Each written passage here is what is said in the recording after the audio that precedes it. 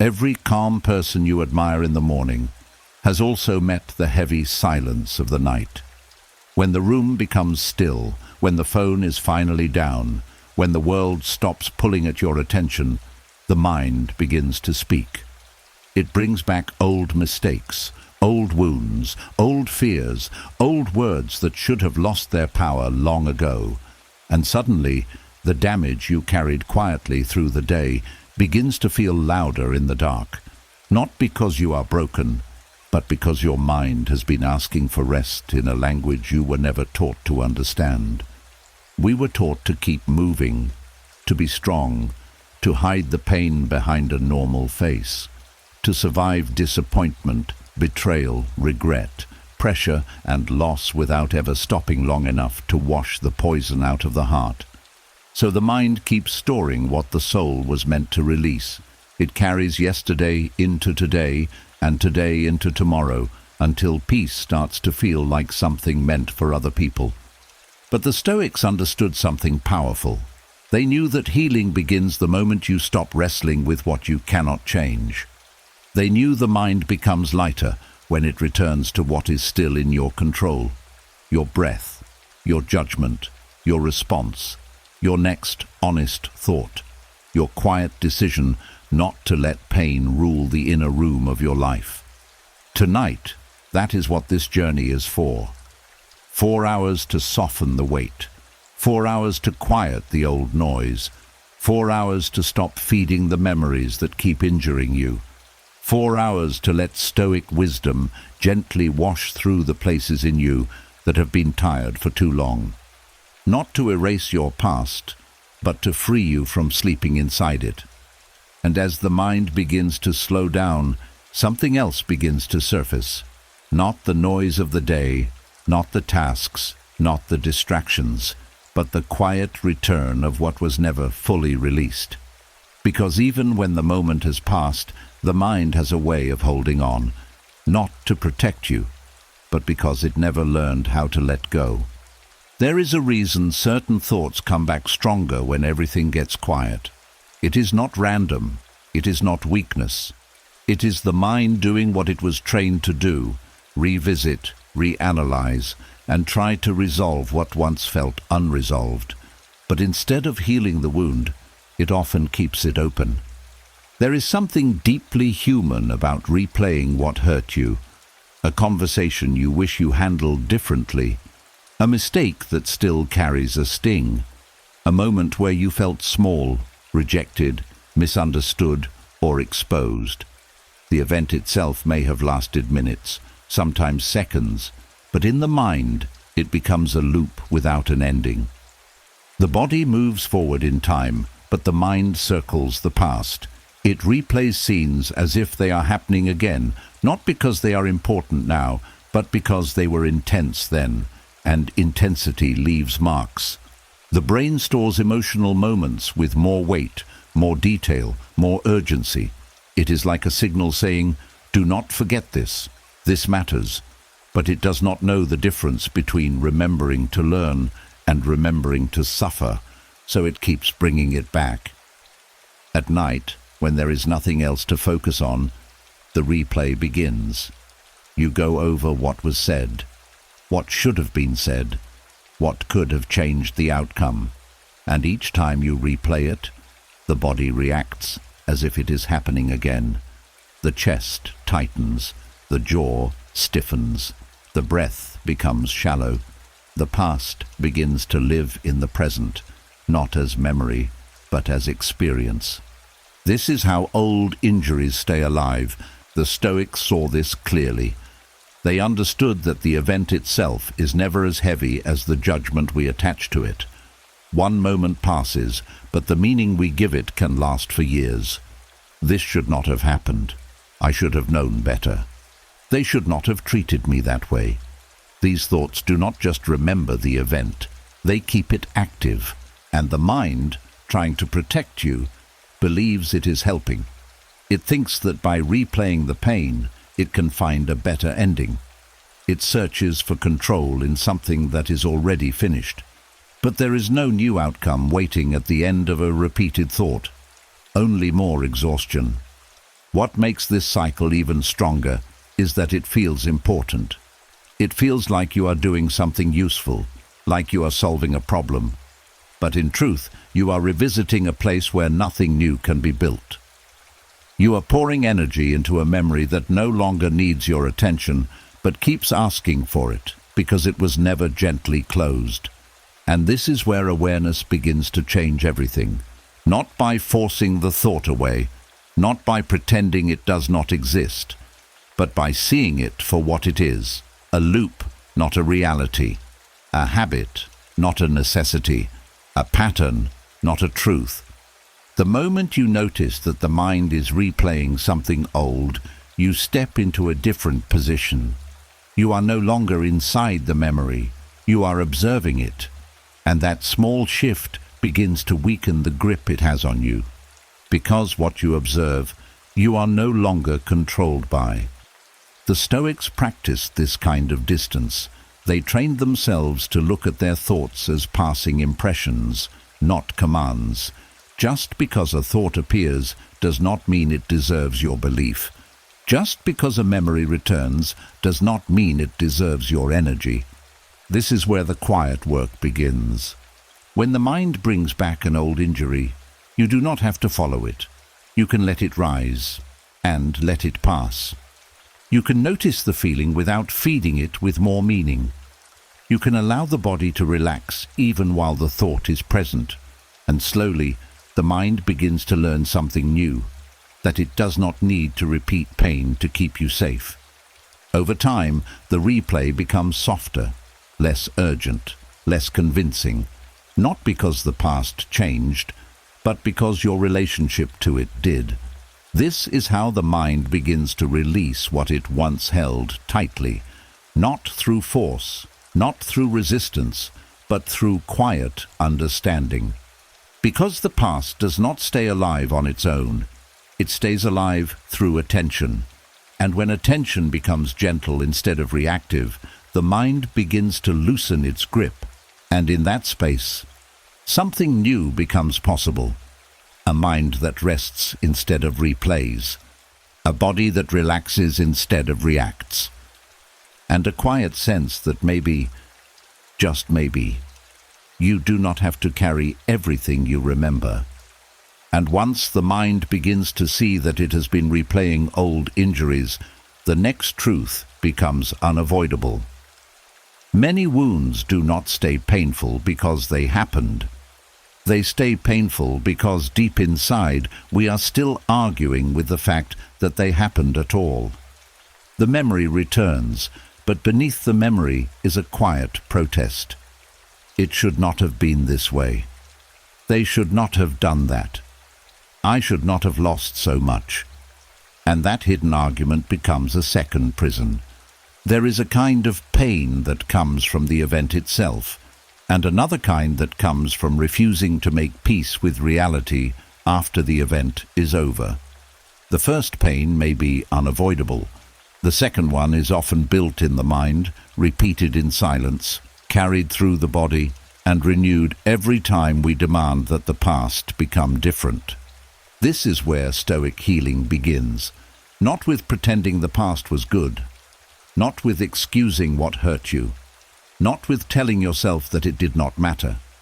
Stoicism is not emotional blindness. It does not ask you to smile at betrayal, loss, disappointment, or regret. It asks something much deeper. It asks you to stop fighting a battle that time has already closed. Because what already happened cannot be negotiated with. You can dislike it.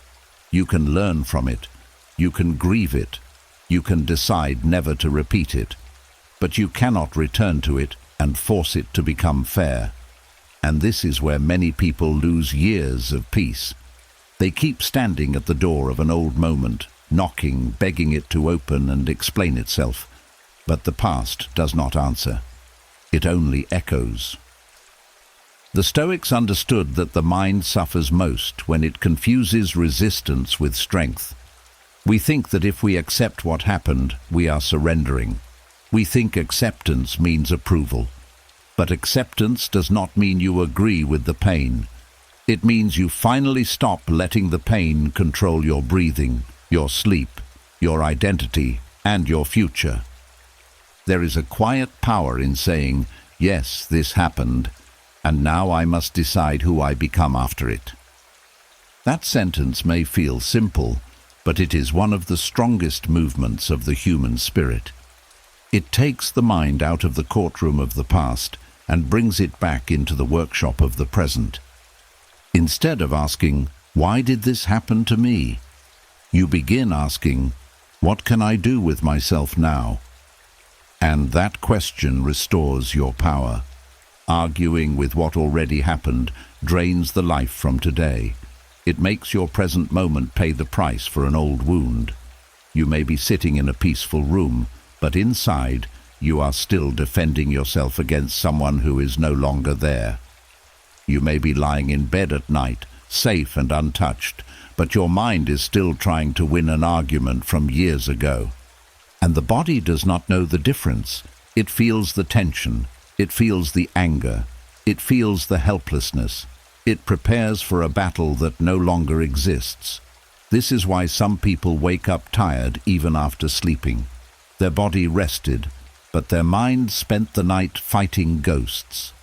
Stoic healing begins when you gently end that fight. You do not have to force the pain away. You do not have to rush forgiveness. You do not have to make the wound beautiful. You only have to stop adding the thought, this should not have happened, every time the memory appears. Instead, you let the truth stand without wrestling it.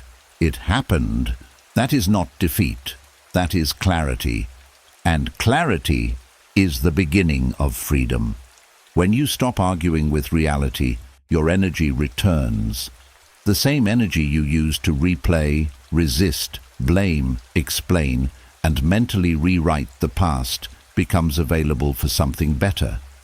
It becomes available for discipline, for healing, for rebuilding, for rest, for choosing your next action with a clean mind. This is why the Stoics valued the present so deeply. Not because the present is always pleasant, but because it is the only place where your power still lives. The past is no longer under your control. Other people's actions are not under your control. The way things unfolded is not under your control. But your response now, that is still yours.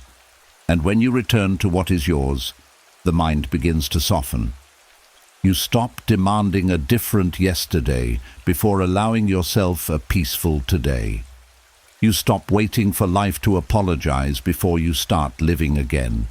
You stop making your healing depend on someone else admitting what they did, understanding your pain, or giving you the closure they may never have the wisdom to give. This is not coldness. This is self-rescue. It is the moment you stop placing your peace in the hands of what cannot be changed. It is the moment you stop begging the past to release you, and you begin releasing yourself. Tonight, as the mind grows quiet, let this truth enter gently. You do not have to solve every old story before you rest. You do not have to win every old argument before you breathe. You do not have to understand every painful chapter before you are allowed to be calm. Some things will remain unfair. Some people will remain unaware. Some memories will never give you the answer you wanted. But you can still become free, because healing does not begin when the past changes. It begins when you stop asking it to. And as the resistance to the past begins to loosen, something quieter, but just as heavy, starts to reveal itself. Not everything that hurts you comes from what happened. Some of it comes from what was said and what you believed about it afterward. Because even when the moment is over, words have a way of staying, not outside you, but inside. There is a certain kind of pain that does not come from events, but from sentences that never left. A comment made in anger, a label given in a careless moment, a judgment spoken by someone who did not fully see you. It may have lasted only a few seconds when it was said, but in the mind, it begins to settle. It repeats quietly. It becomes familiar, and over time, it stops sounding like their voice and starts sounding like yours. That is where the real damage begins, because the mind is not just storing what was said, it is accepting it. It begins to treat another person's opinion as a fact, and once that happens, the wound is no longer outside you. It becomes part of how you see yourself. You stop questioning the words. You start building around them. A single sentence like, "You're not enough," can become a silent rule that shapes your choices. It can make you hesitate when you should act. It can make you shrink when you should speak. It can make you doubt moments that deserve confidence. And the person who said it may have moved on long ago, but you are still living inside the echo.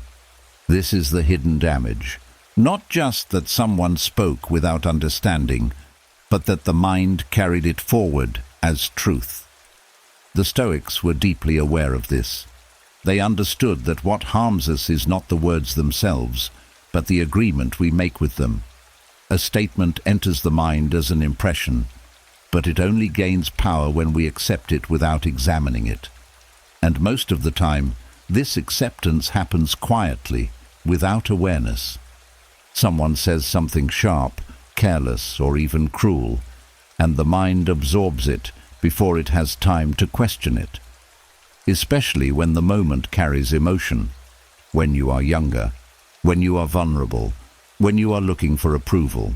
In those moments, the mind does not filter, it stores, and what is stored begins to shape identity. You may find yourself reacting to situations that have nothing to do with the original moment. You may avoid opportunities because of a belief that was never truly yours. You may feel a weight that you cannot fully explain because it was built from borrowed words. This is why some people carry a quiet heaviness for years, not because of what they did, but because of what they were told. And here is the truth that begins to free you. Not every voice deserves a permanent place in your mind. Not every opinion deserves to become your inner voice. Not every sentence spoken about you carries truth just because it was spoken with confidence. Most people speak from their own fears, their own limits, their own misunderstandings. They speak from what they know, what they believe, what they are struggling with. And sometimes, without realizing it, they place their own confusion onto you. But the mind, if it is not careful, turns that confusion into identity. Stoic healing invites a different response. It asks you to pause and examine what you have been carrying, to look at the words that still live inside you and ask a simple question. Is this true, or did I just accept it because it was said? That question begins to create space, and in that space, something powerful happens. You start to separate your voice from theirs. You begin to see that not everything you believe about yourself was chosen by you. Some of it was inherited from moments that were never meant to define you. This is where the quiet work begins again. Not by fighting the memory of what was said, not by pretending it did not hurt, but by gently refusing to keep repeating it as truth. You can hear the sentence without agreeing with it. You can remember the moment without building your identity around it. And slowly, the weight begins to shift. The mind starts to realize that it does not have to protect those words anymore. It does not have to carry them forward. It can let them lose their authority, because truth does not need to be forced. It does not need to be repeated to survive. It stands on its own. And most of what hurt you was never truth. It was timing, emotion, projection, misunderstanding. A moment that passed through someone else's mind and landed in yours. You do not have to keep it. Tonight, as the mind continues to soften, allow yourself to notice the words you have been holding, not to judge them, not to chase them away, but to see them clearly, to recognize that they are not commands, they are not facts, they are not your identity, they are just echoes, And echoes only survive when the space keeps repeating them. When the space becomes quiet, they begin to fade, and in that quiet, your own voice begins to return. Not loud, not forceful, but steady. A voice that was always yours, before anyone told you who you were. And as those borrowed voices begin to lose their grip, something even deeper starts to come into focus. Not just what was said about you, but what you began to believe about yourself because of the pain you carried. Because over time, pain does not just stay as an experience, it starts to feel like a definition. There is a quiet moment where suffering crosses a line. It stops being something that happened to you and starts feeling like something that is you. You no longer say, "I went through something difficult." Instead, it becomes, "This is who I am." And without noticing it, your identity begins to form around wounds that were never meant to last this long. That is where the weight becomes heavier, because pain, when it attaches itself to identity, becomes harder to release. It feels personal, permanent, like letting go of it would mean losing a part of yourself. So the mind holds on, not because it enjoys suffering, but because it has confused familiarity with truth. You may begin to see yourself through the lens of what hurt you. If you were rejected, you may quietly carry the idea that you are not worthy. If you were betrayed, you may believe that trust is no longer safe. If you failed, you may start to think that failure is your nature, not just your experience. And slowly, without any clear decision, your story becomes smaller. This is the hidden shift. Not just feeling pain, but becoming it. The Stoics recognized this danger. They understood that events and identity must remain separate if a person wants to stay free. What happens to you is part of your life, but it is not the definition of your life. The moment you tie your sense of self to your suffering, you give that suffering a permanent seat inside you, and the mind begins to organize everything around it. It filters new experiences through old wounds. It expects the same outcomes. It prepares for the same pain. Even when something good appears, it questions it, doubts it, waits for it to collapse.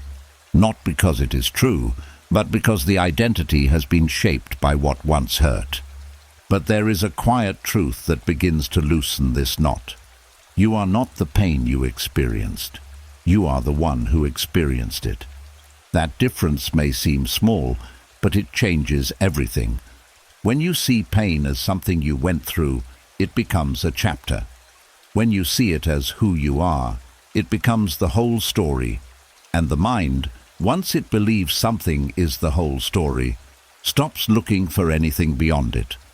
This is why separating pain from identity is not about denial. It is about clarity. You do not erase what happened. You do not pretend it did not affect you. You simply stop using it as a mirror to define yourself. You begin to say, "This was part of my life, but it is not the measure of my worth." And slowly, the space inside you changes. The Stoics practiced this through observation. They trained themselves to look at their thoughts and emotions as passing states, not fixed identities. A feeling may rise, but it does not mean it defines you. A memory may return, but it does not mean it owns you. Pain is something that moves. Identity is something you choose. And when the two become tangled, the mind begins to feel trapped. But when you gently separate them, the mind begins to breathe again. You may still feel sadness, but you are not a sad person. You may still feel fear, but you are not a fearful person. You may still carry memories, but you are not your past. These are experiences moving through you, not labels that belong to you. This shift takes time, because the mind has practiced the opposite for so long. It has repeated the same story, the same beliefs, the same conclusions. It has built patterns that feel natural, even when they are heavy. But with awareness, those patterns begin to loosen. Each time you notice yourself thinking, This is just who I am. Pause gently. Not to fight the thought, but to question it. To ask, is this truly me? Or is this something I learned from what I went through? That question opens a door, and through that door, something quieter begins to enter. A sense of self that is not built on damage, but on awareness. A sense of identity that is not limited by pain, but informed by it. You begin to see that you are not smaller because of what happened. You are simply someone who has lived through it. And that changes the way you move forward. You stop expecting yourself to stay broken.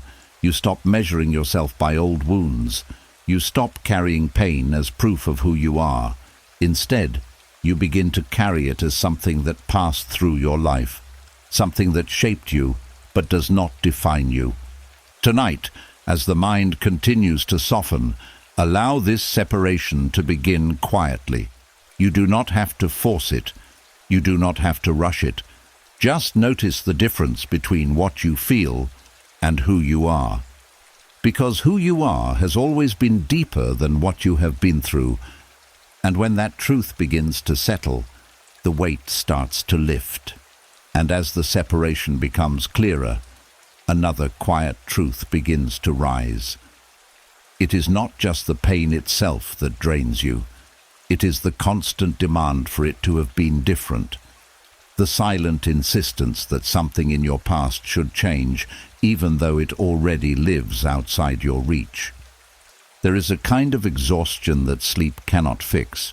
It is not physical. It is not even fully emotional. It is deeper than that. It is the weariness that comes from arguing with something that no longer exists, but still holds your attention. The mind keeps returning to the same place, asking the same question, carrying the same resistance, and the soul begins to feel it. Because every time you say, "This should not have happened," you reopen a door that time already closed. It may feel justified. It may feel like you are honoring your pain. It may even feel like strength. But beneath it, there is a constant tension, a quiet refusal to accept reality as it unfolded. And that refusal, repeated over days, months, sometimes years, begins to drain you. Not all at once, but slowly. Like water leaking from a container you keep trying to fill. The Stoics saw this clearly. They understood that suffering grows heavier when we demand that life follow our expectations, especially after the moment has passed. They did not deny pain. They did not avoid grief.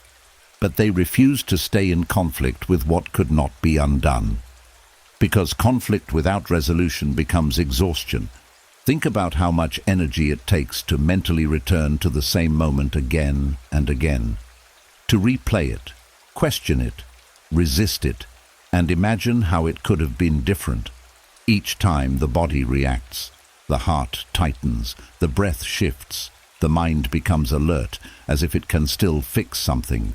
But nothing is being fixed. The same scene, the same thoughts, the same outcome. And over time, the soul begins to feel tired of carrying something that cannot move. This is why even peaceful moments can feel heavy. You may be sitting in silence, but inside there is a quiet struggle.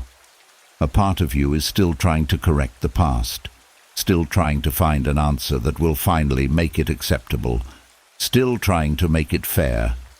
But the past does not adjust itself to your needs. It simply remains.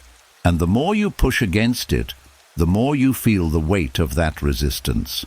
The Stoics taught that peace does not come from controlling what has already happened.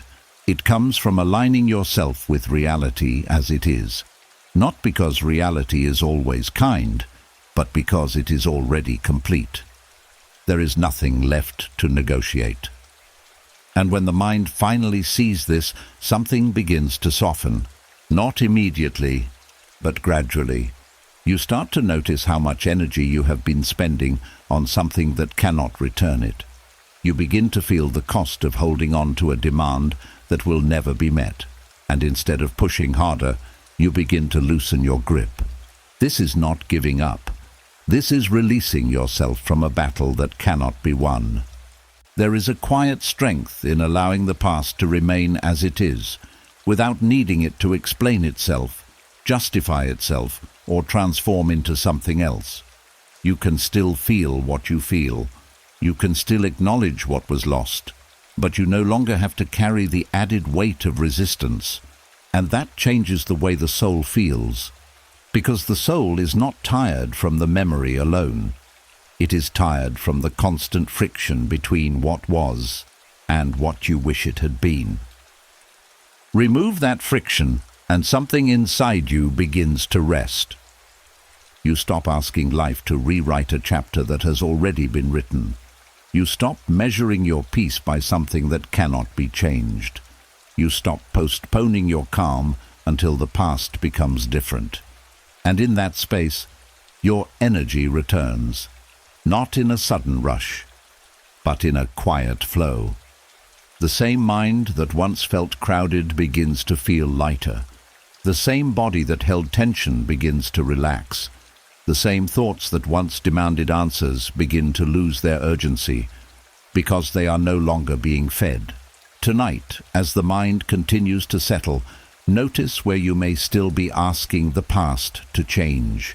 Not to judge yourself, but to understand the source of your fatigue.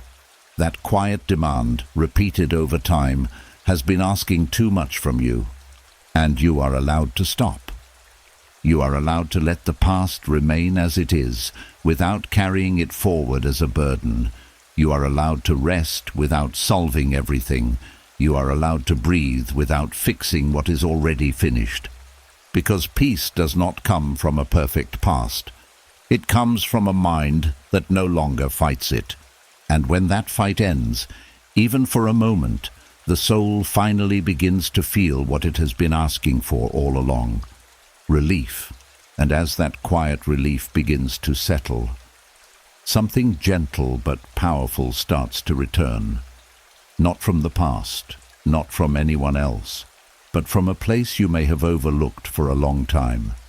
The part of your life that is still yours, untouched, unclaimed by yesterday, waiting quietly for your attention.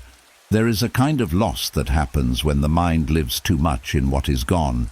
It forgets what is still here.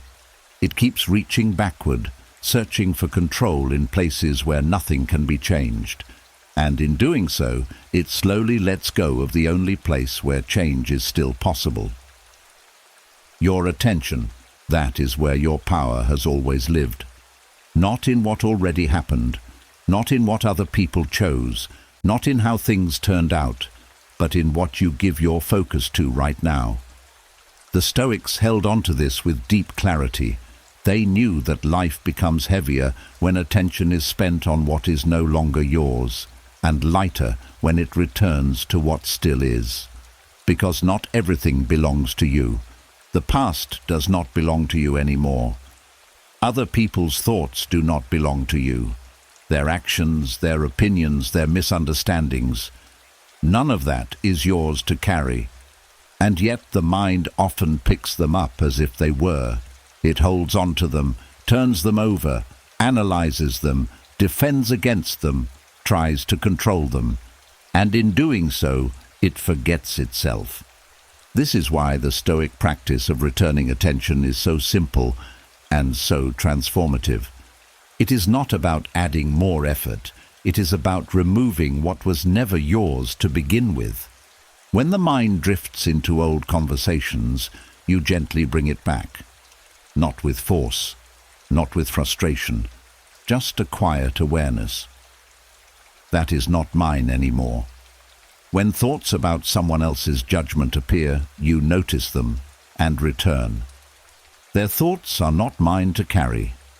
When regret tries to pull you backward, you see it clearly and return again.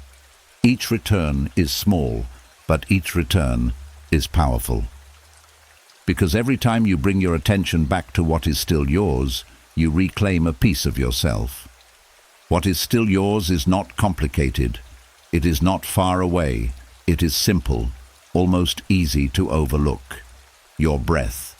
the way you choose to respond, the next action you take, the way you speak to yourself, the way you hold your body, the decision you make in this moment. These things may seem small compared to the weight of the past, but they are where your life is actually happening. The Stoics did not try to control everything. They knew that was impossible. Instead, they focused deeply on what remained within their reach. They trained their attention to return again and again to the present moment, not as an escape, but as a place of responsibility, because this is where your influence still exists. When your attention is scattered across things you cannot change, you feel powerless. But when it returns to what is still yours, even in the smallest way, something begins to shift. The mind becomes steadier, the body relaxes, the sense of control returns, not as a force, but as a quiet stability. You are no longer chasing what is gone. You are standing where you are, and from there you can begin again. This does not mean the past disappears. It may still visit. Thoughts may still arise. Memories may still appear without warning. But now there is a difference. You do not have to follow them. You do not have to give them your attention. You can notice them and return.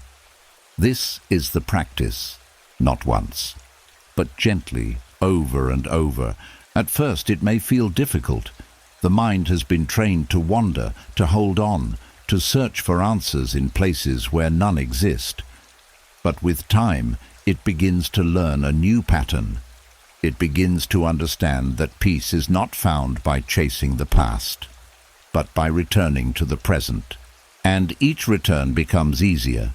Each return becomes quicker. Each return becomes quieter. Until one day you notice something different. The mind is no longer pulled as strongly. The thoughts still come, but they do not take you with them. You remain where you are, grounded, steady, present. And in that presence, there is a kind of calm that cannot be taken from you. Tonight, as everything begins to slow down, allow your attention to rest on what is still yours. Not the stories, not the regrets, not the voices, just what is here, right now. Your breath moving in and out, your body settling into stillness, your awareness gently noticing without holding. This is where your life continues, not in what has passed, but in what remains. And what remains is enough to begin again. And as your attention gently returns to what is still yours, another quiet pattern begins to reveal itself. Not everything that hurts you is coming from what actually happened. Some of it is being created in the space between thoughts, in the stories the mind builds when it tries to protect you, but ends up deepening the wound instead. There is a difference between feeling pain and feeding it, and most of the time, the mind does not know where that line is. A moment happens, someone says something, something ends, something goes wrong. The event passes, just like all things do. But then the mind steps in. It begins to replay it, not just as it was, but as it could have been, should have been, might happen again. It adds layers. It fills in gaps. It creates meanings that were never fully there. And this is where imagination enters. At first it feels harmless, just thinking, just trying to understand, just trying to make sense of what happened. But slowly those thoughts begin to grow. They stretch beyond the original moment. They become more detailed, more emotional, more intense. The mind starts building a story, not from truth, but from fear, memory, and possibility. And the body reacts as if it is real. This is how emotional wounds begin to grow. Not because the original pain was so large, but because it was given more life than it needed. The Stoics understood that the mind has a powerful ability to create suffering that does not exist in reality. They spoke about impressions, the first thought that enters the mind, and how we often accept those impressions without question. A simple event becomes something much heavier because we add judgment, assumption, and imagination to it. Someone looks at you a certain way, and the mind says, "They think less of me." Someone becomes distant, and the mind says, "I must have done something wrong." Something goes wrong once, and the mind says, "This will always happen to me." These are not facts, they are stories, but when repeated, they begin to feel true. And once the mind believes the story, it starts to live inside it. This is where the wound deepens, because now you are not just feeling what happened, you are feeling what might happen, what could happen, what you think it means about you. The mind moves beyond the present and begins to create future pain based on past experience. And the body does not wait for confirmation. It reacts immediately. The chest tightens, the breath shortens, the mind becomes alert. All because of something that has not actually happened. This is the quiet danger of imagination when it is left unchecked. It turns moments into patterns. It turns uncertainty into fear. It turns small wounds into lasting pain. But there is a gentle way to interrupt this. Not by stopping thoughts completely, but by seeing them clearly. The Stoics practiced this kind of awareness. When a thought appeared, they did not accept it immediately. They paused. They asked, "Is this something real? Or is this something I am adding?" That question creates space between the event and the story. And in that space, the wound stops growing. You begin to notice when the mind is moving away from what actually happened and into what it is imagining. You begin to see the difference between memory and interpretation, between fact and fear, between what is and what the mind is creating. This does not mean the original pain disappears, but it stops expanding. It stops spreading into places it does not belong. And that changes everything, because most suffering does not come from the moment itself. It comes from everything added to it afterward. The imagined conversations, the imagined outcomes, the imagined judgments. Each one adds weight. Each one keeps the wound active. But when you gently stop feeding those thoughts, something begins to shift. The mind becomes quieter. The body becomes calmer. The original moment remains what it was, but it no longer grows into something larger. This is where healing begins to take shape, not by erasing what happened, but by refusing to build unnecessary pain around it. Tonight, as the mind continues to slow down, notice where imagination may be adding weight to something that already passed. Not to criticize yourself, but to understand how the process works. You are not weak for thinking this way. You are human, but you are also capable of seeing it. And once you see it, you can choose differently. You can let the thought pass without following it. You can allow the feeling to settle without adding more to it. You can return to what is real instead of what is imagined. And slowly, the wound begins to lose its fuel. Because without imagination feeding it, pain becomes smaller, quieter, and easier to release. And as the mind begins to notice how it adds weight through imagination, another quiet habit reveals itself. The need to explain everything, to justify what happened, to make others understand your pain, your choices, your reactions. It feels necessary. It feels like the only way to find closure. But over time, it becomes another form of noise that keeps the wound open, because not all healing comes from being understood. Some of it comes from no longer needing to be. There is a kind of exhaustion that comes from explaining yourself over and over, trying to find the right words, replaying the same story, hoping that this time someone will finally see it clearly, finally agree, finally validate what you felt. But even when they do, the relief is often temporary, because the mind goes back again. It refines the story, adds more detail, looks for more agreement, and the cycle continues. Not because you are seeking attention, but because you are seeking peace in a place that cannot hold it for long. The Stoics understood something simple but powerful. They knew that not every truth needs to be spoken for it to be real. Not every pain needs to be explained for it to be valid. And not every experience needs an audience in order to be released. There is a quiet strength in allowing things to exist without constant narration, because the more you explain, the more you revisit, and the more you revisit, the more you relive. Words have a way of keeping experiences active. Each time you describe what happened, the mind steps back into it. The body responds again. The emotions rise again. It is like reopening a door that was slowly closing on its own. This is why silence can feel uncomfortable at first.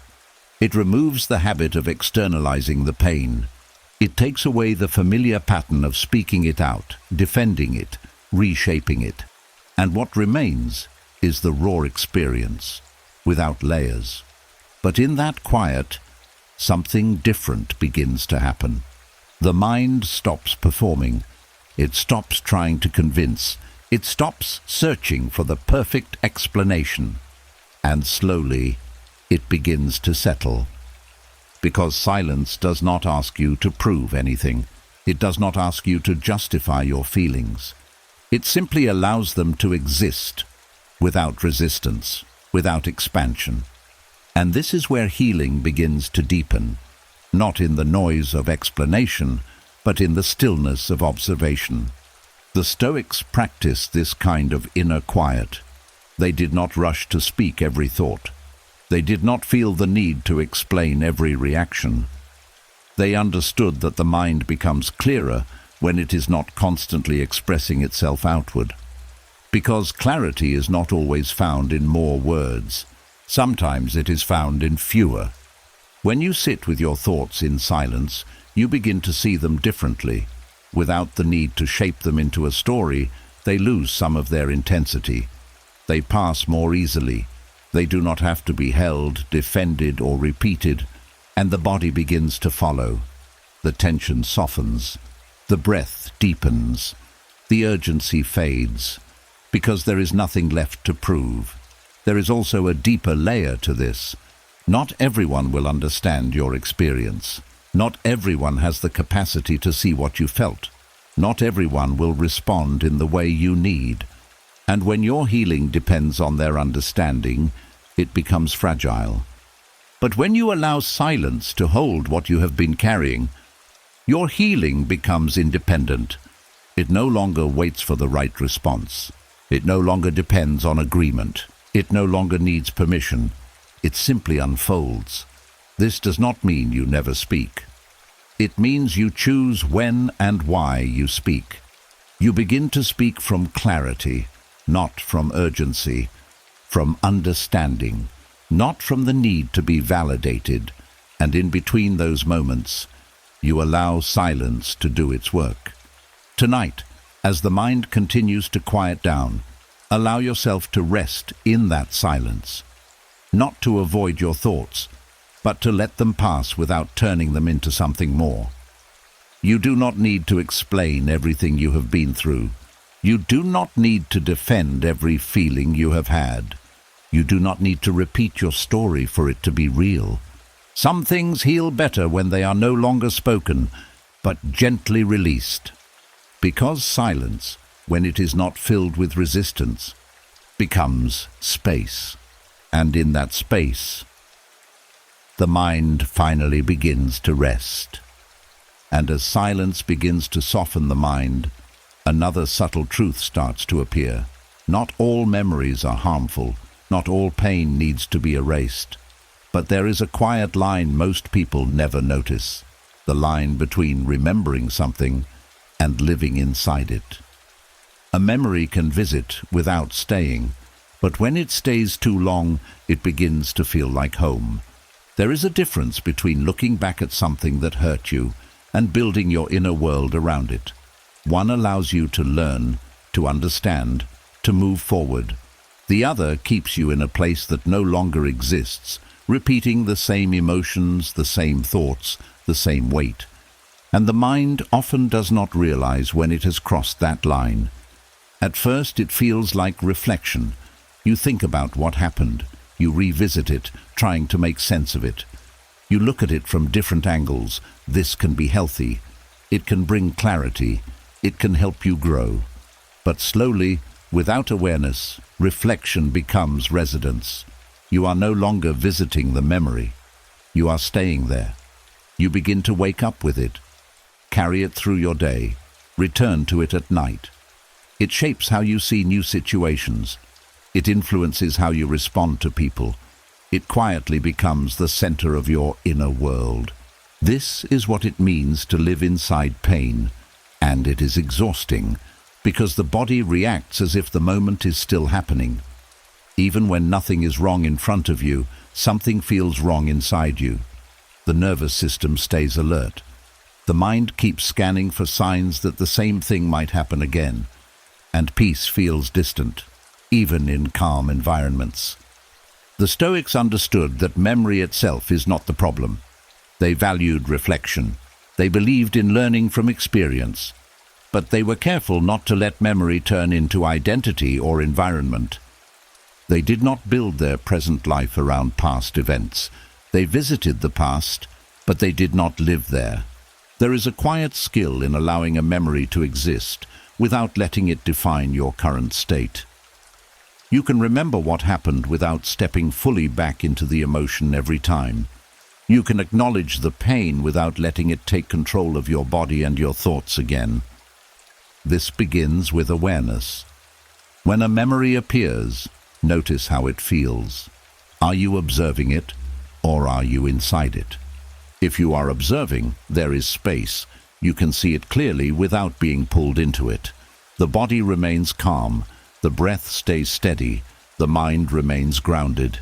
But if you are inside it, everything tightens. The body reacts. The mind starts building around it. The emotions rise as if the moment is happening again. This is the difference. And noticing this difference is the first step toward freedom. Because once you see that you have stepped inside the memory, you can gently step out. Not by forcing it away, not by pretending it is not there, but by returning to the present moment. The Stoics practiced this return constantly. They reminded themselves that what is happening now is what deserves attention, not what has already passed, not what might happen, just what is in front of them. This does not erase the past, but it changes your relationship to it.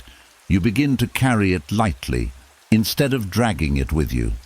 Instead of letting it shape every thought, every reaction, every expectation, you allow it to exist in its place, behind you, not around you. And slowly, the mind begins to trust this new way of being. It learns that it does not need to live inside pain to remember it. It learns that memory does not require suffering. It learns that the present moment is safe, even when the past was not. This is where a deep kind of calm begins to grow, because you are no longer trapped in something that has already ended. You are here, in this moment, with the ability to choose how you respond, with the ability to breathe without the past pressing on your chest, with the ability to move forward without carrying every detail behind you. Tonight, as the mind continues to settle, allow yourself to notice when a memory appears, not to push it away, but to see where you are in relation to it. Are you remembering, or are you reliving? And if you find yourself inside it, gently return.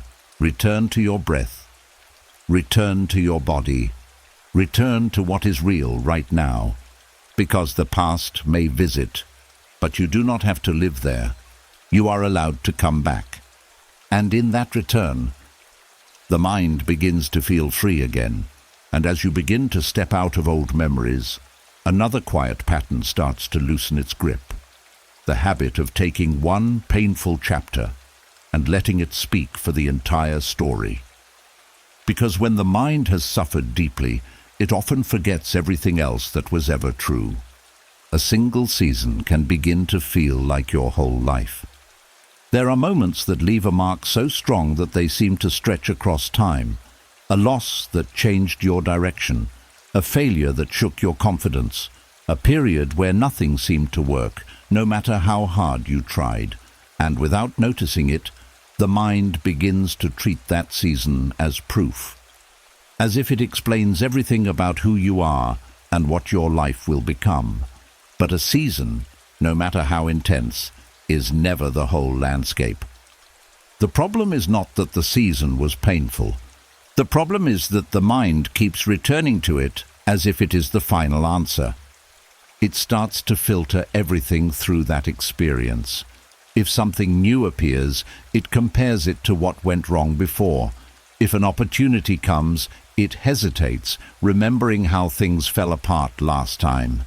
If a good moment shows up, it questions it, expecting it to end the same way. And slowly, the past begins to shape the future, not through reality, but through expectation. This is how one bad season grows into a quiet identity. You may find yourself saying things like, "This is just how my life is," or "Things never work out for me," or "I've always been this way." And those sentences feel true, not because they reflect your whole life, but because they are repeated so often that they become familiar. The Stoics understood that the mind tends to generalize pain. It takes one experience and stretches it into a pattern. But they also knew that this habit can be questioned. A single moment does not define a person. A difficult period does not determine a lifetime. Life moves in cycles. There are seasons of growth and seasons of struggle. There are times when things align and times when everything feels uncertain. But none of these phases are permanent. The mistake is in treating them as if they are. When you let one bad season define you, you close yourself off from what has not yet happened. You stop seeing possibility. You stop allowing new outcomes. You begin to live as if the story has already been written, even though you are still in the middle of it. This creates a quiet form of limitation, not from the outside, but from within. The mind stops looking forward. It stays anchored to what went wrong. And in doing so, it misses what is still unfolding. The Stoic approach invites something different. It asks you to look at your life with a wider view, to see each moment as part of a larger whole, not as the final definition. It reminds you that no single event has the authority to summarize your entire existence, because you are more than any one chapter. You are the one who lived through it, and the one who continues after it. This shift begins with awareness. When you notice yourself reducing your life to one difficult period, pause gently, not to criticize yourself, but to question the pattern. Ask yourself, is this the only thing that has ever been true about my life? And slowly, other moments will begin to appear. Times when things worked, times when you felt strong, times when you moved forward, even when it was hard. These moments may feel quieter, less intense, but they are just as real, and they deserve space. When you allow your mind to hold a fuller picture, something begins to change. The weight of that one season starts to loosen. It becomes part of your story, not the entire story, and with that, your sense of possibility returns. You begin to approach new situations without the same heaviness. You allow yourself to try again, not because you are certain of the outcome, but because you are no longer convinced that the past will repeat itself exactly.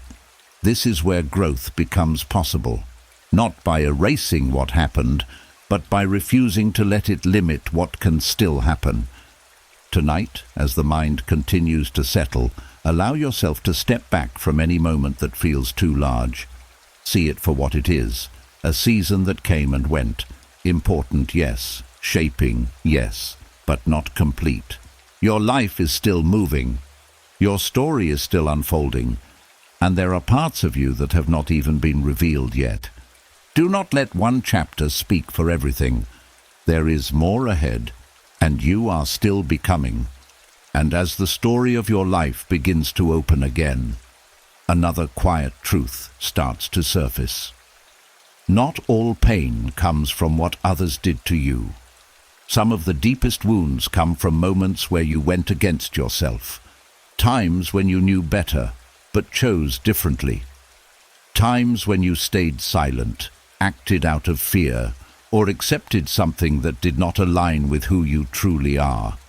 This is a different kind of pain.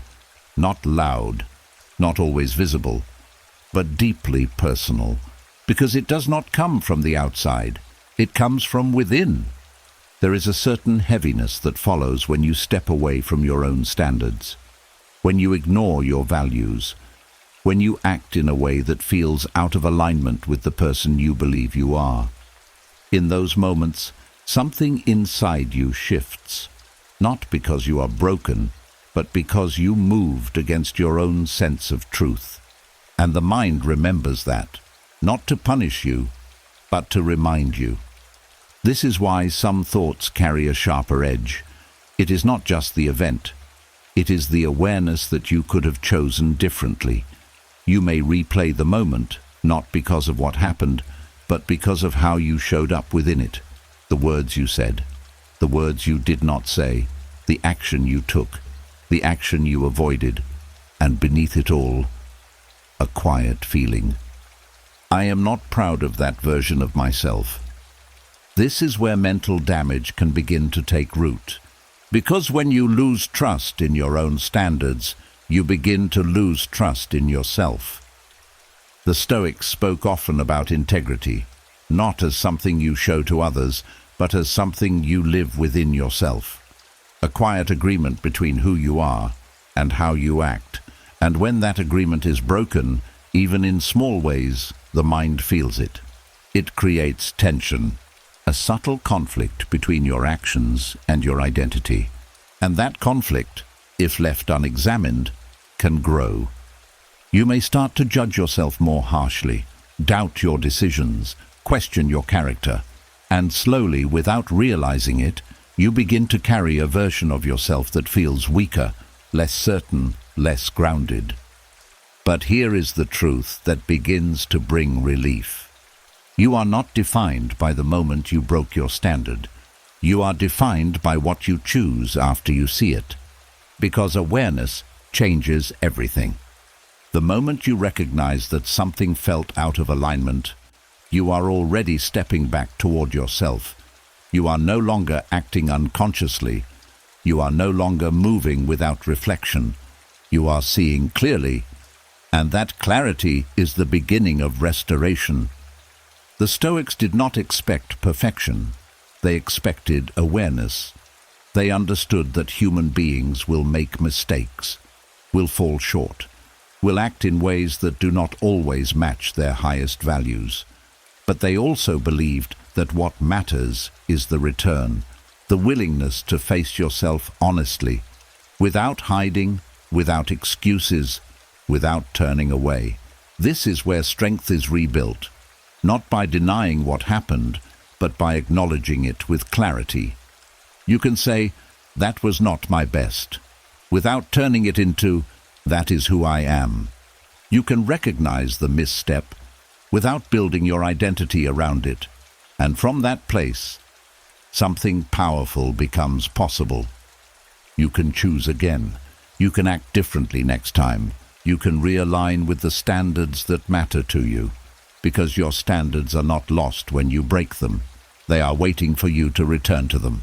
This is why the Stoics practiced daily reflection, not to judge themselves, but to stay connected to their values, to notice where they drifted, and gently bring themselves back. Over time, this practice builds a quiet confidence, not because you never fall short, but because you trust your ability to return, and that trust becomes stability. You no longer fear your mistakes in the same way. You no longer see them as proof of weakness, but as moments of learning, signals that guide you back toward the person you want to be. Tonight, as the mind continues to settle, allow yourself to look at any moment where you feel you betrayed your own standard, not with harshness, but with honesty. See it clearly, without adding more weight than it already carries.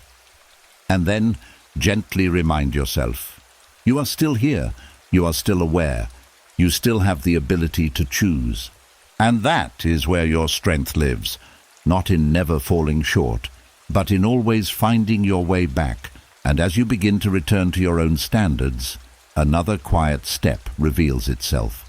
Not just seeing where you fell short, but deciding what to do with that awareness. Because noticing the mistake is not the end of the work. What comes next determines whether the mind becomes lighter or continues to carry the weight. There is a kind of pain that lingers long after the moment has passed. Not because the mistake is still happening, but because you keep holding yourself inside it. You replay it, you judge it, you tighten around it, and without realizing it, you keep yourself in a position that no longer exists, except in your thoughts. This is where self-forgiveness begins to matter, not as a way to erase what happened, but as a way to stop punishing yourself for it. Forgiving yourself does not mean saying the mistake was right. It does not mean pretending it did not affect others. It does not mean lowering your standards. It means you stop adding extra suffering to something that already took its toll. There is a difference between responsibility and punishment. Responsibility says, I see what I did. I understand it. I will learn from it. Punishment says, I will keep hurting myself because of it. And the mind, when left alone, often chooses punishment because it feels like justice. It feels like holding yourself accountable. It feels like you are doing something meaningful. But over time, punishment does not create growth. It creates heaviness. It creates hesitation. It creates a version of you that is afraid to move forward because it is still tied to what happened. The Stoics understood that growth does not come from self-condemnation. It comes from clarity and correction. They believe that once you have seen your mistake clearly, the next step is not to stay there, but to move forward with better awareness. Because the purpose of reflection is not to trap you, it is to guide you. When you forgive yourself without excusing the mistake, something important shifts. You hold two truths at the same time. What I did was not right, and I am not required to carry this forever. That balance creates space. It allows you to take the lesson without keeping the weight. It allows you to respect your standards without destroying your sense of self. And that is where the quiet power begins. Because when you stop attacking yourself, your energy returns. The same energy that was used to replay the moment, judge it, and tighten around it, becomes available again. Available for better decisions, for calmer thinking, for moving forward with intention instead of fear. Self-forgiveness is not loud. It is not dramatic. It is a quiet decision, made again and again. A decision to release the grip of the past. A decision to treat yourself with the same understanding you would offer someone else who is learning. Because if someone you cared about made a mistake, you would not want them to stay trapped in it forever. You would want them to see it, learn from it, and grow beyond it. That same compassion is not weakness. It is balance. The Stoics practiced this balance through reflection, not regret. At the end of the day, they would look at their actions honestly. They would notice where they acted well and where they did not. But they did not stay there. They used that awareness to prepare for tomorrow. And then they rested. Because carrying yesterday into tomorrow does not improve either one. It only makes both heavier. Tonight, as the mind continues to soften, allow yourself to feel the difference between holding a mistake and learning from it. You do not have to deny what happened. You do not have to rush the process. You only have to loosen your grip on the need to keep punishing yourself. You can let the lesson remain while letting the weight go. You can remember without staying inside it. You can move forward without carrying the same version of yourself that made that choice. Because you are not fixed in that moment. You are changing, you are aware, and you are capable of choosing differently. Forgiving yourself does not make you careless. It makes you free enough to grow. And in that freedom, the mind begins to feel lighter, steadier, and ready to move forward without looking back for permission. And as that quiet forgiveness begins to settle, another layer starts to lift. Because even after you stop punishing yourself, something can still remain, a subtle heaviness, a lingering feeling that you are somehow less than who you were. That feeling has a name: shame. Not loud like anger, not sharp like regret, but quiet and deeply personal. It does not just say, "You made a mistake." It whispers, "You are the mistake." And when the mind believes that, it begins to shrink. There is a way shame keeps you still. It makes you hesitate. It makes you overthink simple decisions. It makes you replay how others might see you. It pulls your attention inward, not in a calm way, but in a heavy, tightening way. You begin to carry yourself differently, speak less, hold back, avoid, not because you cannot move forward, but because you no longer trust yourself to. The Stoics saw this clearly. They understood that shame becomes stronger the longer you stay focused on yourself as the problem. The more you look at your past actions and turn them into identity, the deeper the feeling grows. And the mind, trying to resolve it, keeps circling the same place. But they also discovered something simple and powerful. Shame cannot survive in forward motion. It feeds on stillness. It weakens with action, not big, dramatic action, but small, clear, intentional steps. The next right action. This is where Stoic practice becomes practical. Instead of asking, "What does this mistake say about me?" they asked, "What is the right thing to do now?" That question shifts everything. It takes you out of self-judgment and places you back into responsibility. And responsibility restores movement. When you focus on the next right action, the mind stops circling the past. It begins to look ahead. Not far ahead, just one step, one decision, one moment where you can act in alignment with your values again. And that is enough. You do not need to rebuild everything at once. You do not need to fix the entire story. You only need to take the next step that feels true. It could be something small.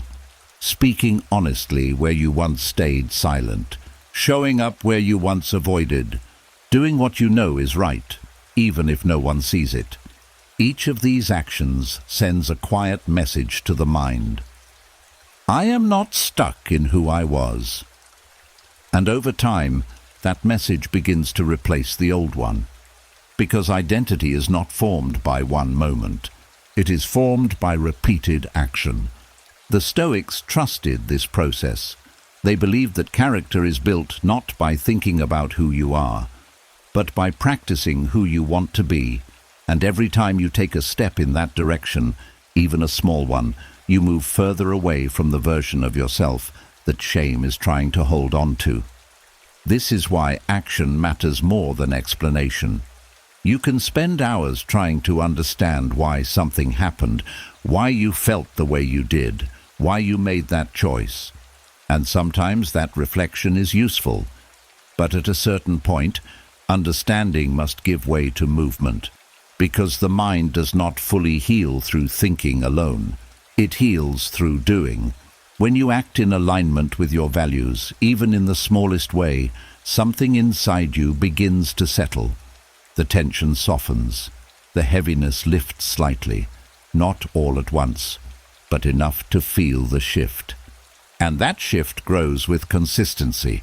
One right action leads to another, and then another, until the old pattern begins to fade, not because you forced it away, but because you stopped feeding it. Shame loses its strength when it is no longer supported by inaction. It cannot hold you in place when you are moving. It cannot define you when you are choosing differently. Tonight, as the mind continues to quiet, allow this idea to settle gently. You do not have to solve everything about your past before you move forward. You do not have to feel completely ready. You only need to see what the next right step is and take it, even if it is small, even if it feels simple, because that step is not just an action, it is a return to yourself, a return to your standards. A return to the part of you that was never lost, only quiet. And with each step, shame begins to loosen, the mind begins to trust again, and you begin to feel something that has been waiting underneath it all. Not perfection, but direction. And that is enough to begin again. And as you begin to move forward through small, steady actions, something else becomes clear. It is not only what you do that shapes your inner world, it is what you keep repeating inside it. Because long after a moment has passed, the mind has a habit of bringing it back, playing it again, refining it, reliving it, as if repetition could somehow give it a better ending. But repetition does not bring peace, it deepens the imprint. There is a quiet truth most people never notice. The mind becomes shaped by what it rehearses, not just actions in the outer world, but thoughts in the inner one. Every time you replay a hurtful conversation, every time you revisit a mistake, every time you mentally defend yourself or argue with what happened, you are strengthening that path in your mind. It becomes easier to return there, more automatic, more familiar, and slowly, without any clear decision, that becomes your default state. This is why some thoughts feel so persistent. It is not because they are true. It is because they have been practiced. The Stoics understood this deeply. They knew that the mind is like a field. What you return to again and again grows stronger, and what you leave alone begins to fade. Not immediately, but over time, through lack of attention. This is where peace begins to take shape, not by controlling every thought, but by choosing what you continue to rehearse. There are certain thoughts that feel important, but do not serve you. The argument you wish you had handled differently, the moment you felt misunderstood, the words you wish you could take back, the version of events where you try to explain yourself better, defend yourself more clearly, win the outcome you never got. These mental rehearsals feel like preparation, but they are not. They are repetition, and repetition keeps the emotion alive. Each time you rehearse it, the body responds again. The tension returns, the mind tightens, the same feelings rise, as if the moment is happening now.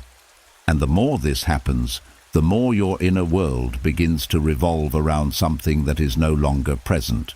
This is why peace feels distant, not because it is unavailable, but because something else is being practiced more often.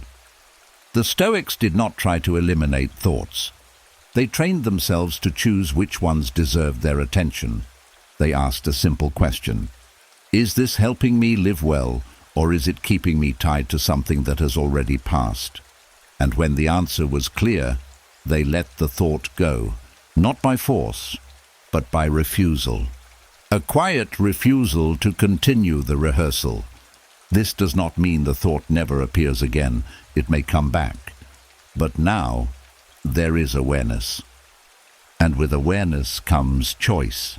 You can notice the thought and not follow it. You can feel the pull and not respond to it. You can allow it to pass without giving it another round of attention. This is where your peace begins to grow. Not through effort, but through discipline. The discipline of not feeding what harms you. The discipline of not rehearsing what keeps you stuck. The discipline of returning again and again to what is real and present. At first, this may feel unfamiliar. The mind may resist. It may try to pull you back into old patterns, old thoughts, old rehearsals. But each time you choose not to engage, something changes. The path weakens, the intensity softens, the thought loses its urgency, and over time it no longer feels as strong, because it is no longer being practiced.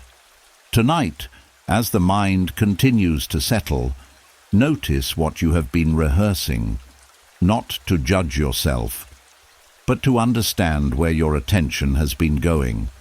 See the patterns, the repeated thoughts, the familiar loops, and then gently choose differently. You do not have to solve the thought. You do not have to argue with it. You only have to stop rehearsing it, let it pass, without giving it another stage. Because peace is not built by controlling everything that enters your mind. It is built by choosing what you allow to stay and what you refuse to repeat. Slowly loses its hold, until one day the mind becomes quieter, lighter, less crowded, and peace, no longer interrupted by constant rehearsal, begins to feel natural again.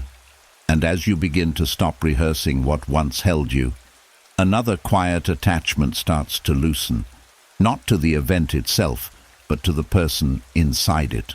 The hope that one day they will finally understand, finally see what they did, finally say the words that would make it all settle inside you. It feels small at first, but it holds more weight than it seems. There is a kind of waiting that keeps the mind tied to the past, not waiting for time to pass, but waiting for someone to understand your pain in the way you felt it, to acknowledge it, to validate it, to meet you in that moment and say, "I see it now." And until that happens, something inside you stays open, unfinished, restless, because the mind believes that understanding from them will bring closure to you. But here is the quiet truth. Not everyone has the capacity to understand what they caused. Not everyone has the awareness to see their actions clearly. Not everyone will return to that moment with the same honesty you have. And when your peace depends on their understanding, your peace becomes uncertain. This is where the hidden weight lives, not just in what happened, but in what you are still hoping to receive. The Stoics understood this deeply. They knew that placing your calm in someone else's awareness is a fragile position, because you are asking for something that is not in your control. You are waiting for clarity from a mind that may never reach it. And while you wait, your own healing is delayed. This does not mean your desire to be understood is wrong. It is human. It is natural to want your experience to be seen, to want your pain to be recognized, to want the truth to be acknowledged. But when that desire turns into a requirement, it begins to hold you in place. You may find yourself replaying the situation, not just to process it, but to prepare for a conversation that may never happen. You imagine what you would say, how you would explain it better, how you would finally make them see, and in doing so, you keep returning to the same moment. Not because it is still happening, but because it still feels unfinished. This is where the shift begins, not by forcing yourself to stop caring, but by gently releasing the need for them to complete your healing. You can understand your own experience without needing them to confirm it. You can see what happened clearly without needing them to admit it. You can acknowledge your pain without waiting for them to validate it. This is where freedom starts to grow.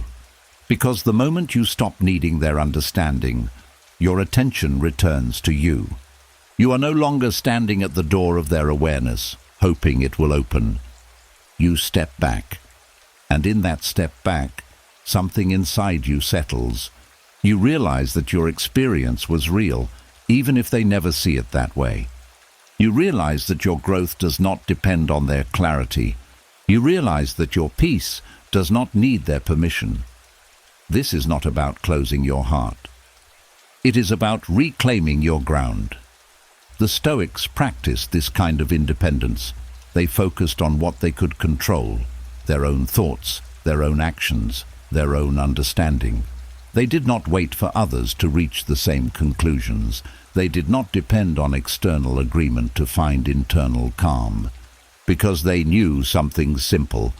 Clarity is enough, even if it is yours alone.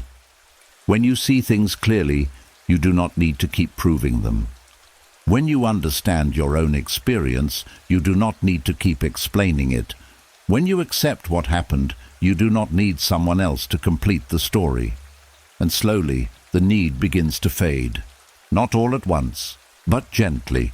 You may still feel the pull sometimes, the desire for them to understand, the hope that one day they will say the right words. But now, you see it differently. You recognize that your peace does not live there. It lives here, in your own awareness, in your own acceptance, in your own ability to move forward without waiting. Tonight, as the mind continues to quiet, allow yourself to release that quiet expectation, not with force, but with understanding. You have already done the work of seeing clearly. You do not need them to see it too. And in that release, something opens, space, calm, a sense that you are no longer tied to what they may or may not realize. Because the moment you stop needing their understanding, you begin to understand something deeper. You are already free, and as that quiet freedom begins to settle, another gentle practice opens the door to deeper rest. Not just letting go of others, but clearing what you carried through the day. Because even when you release the past, the mind can still hold on to today. Small tensions, unspoken words, moments that felt off, even if they seemed insignificant. And if they are not seen, they follow you into the night. There is a reason the mind feels louder before sleep. It is not trying to disturb you. It is trying to empty itself. It brings forward what was not fully processed, what was ignored, what was pushed aside while you stayed busy, and in the quiet of the night, it asks to be acknowledged. This is where inner review becomes powerful, not as a form of judgment, but as a form of cleansing. There is a soft clarity that comes when you look back at your day with honesty, without turning it into pressure. You sit with yourself, not to criticize, but to see, to notice where you acted well, where you stayed true, where you drifted, where you reacted instead of responded, where you carried something longer than you needed to. And in that seeing, the mind begins to settle. The Stoics practiced this at the end of each day, not to punish themselves, but to return to themselves. They would quietly ask, "What did I do well today? Where did I fall short? What can I do differently next time?" And then they let the day close. This is the part many people miss. They reflect, but they do not release. So the thoughts stay open, the mind keeps working, sleep becomes shallow, and the next day begins with yesterday still attached. But when inner review is done gently, something changes. You look at your actions clearly, without adding harshness. You allow yourself to recognize what went well, even in small ways. A calm response, a moment of patience, a choice that aligned with your values. These things matter. They remind the mind that you are not lost. You are learning. Then you notice where things felt heavy, not to hold on to them, but to understand them. You see where you reacted too quickly, where you spoke without thinking, where you carried tension longer than necessary, and instead of turning that into self-criticism, you turn it into awareness. Awareness closes the loop. It tells the mind, "This has been seen." And when something is seen clearly, it no longer needs to repeat itself. This is how the mind begins to feel clean, not because the day was perfect, but because it was processed. There is also something deeper happening here. When you review your day honestly, you begin to build trust with yourself. You are no longer avoiding your actions. You are no longer hiding from your thoughts. You are facing yourself with calm attention, and that creates stability. The mind relaxes when it knows it does not have to carry everything into tomorrow, because it has already been understood. This is what allows sleep to become restorative, not just for the body, but for the mind. When you lie down after a quiet inner review, there is less to hold on to, fewer loose ends, fewer unfinished thoughts. The mind does not need to keep working. It can rest, because the day has been gently closed. Tonight, as everything slows down, allow yourself to take a few moments to look back without pressure. Let the day pass through your awareness, not as a burden, but as something that is already complete. Notice what felt right. Notice what felt off. And then let it all settle. You do not need to carry every detail forward. You do not need to fix everything before you sleep. You only need to see clearly and allow it to end. Because a mind that reviews gently, learns quietly, and releases fully, becomes a mind that rests deeply, and in that rest, you wake up lighter, clearer, ready to begin again without yesterday weighing on you. And as the mind begins to clear through quiet review, something else becomes easier to notice. The way thoughts seem to change their weight when night arrives. The same ideas that felt manageable during the day begin to feel heavier in the dark, more urgent, more emotional, more difficult to ignore. It can feel confusing. Nothing new has happened, yet everything feels stronger. There is a reason for this. During the day, the mind is occupied. There are tasks, conversations, movement, noise. Your attention is pulled outward. Thoughts still exist, but they compete with everything else. They pass more quickly. They do not settle as deeply. But at night, everything becomes still. The world quiets down. The distractions fade. And what remains is what has been waiting underneath. Thoughts are no longer competing for attention. They have it. And without the structure of the day, the mind begins to wander more freely. It connects ideas, revisits moments, imagines outcomes. What was once a small concern can grow into something larger, not because it changed, but because it now has space to expand. The body also plays a role. As you become tired, your ability to challenge thoughts weakens. The part of the mind that questions, filters, and brings balance becomes quieter, and the emotional part becomes louder. So a simple thought is no longer just a thought. It becomes a feeling. And feelings at night feel real, stronger, closer. This is why nighttime thoughts can feel heavier. Not because they are more important, but because they are less interrupted. The Stoics understood this pattern even without the language we use today. They knew that the mind, when left without guidance, can drift into unnecessary suffering. And instead of trying to silence thoughts completely, they practiced something more effective. They changed their relationship to them. They did not treat every thought as truth. They treated thoughts as impressions, temporary, not final. When a heavy thought appeared, they did not immediately believe it. They paused. They observed. They reminded themselves that just because something feels strong does not mean it is accurate.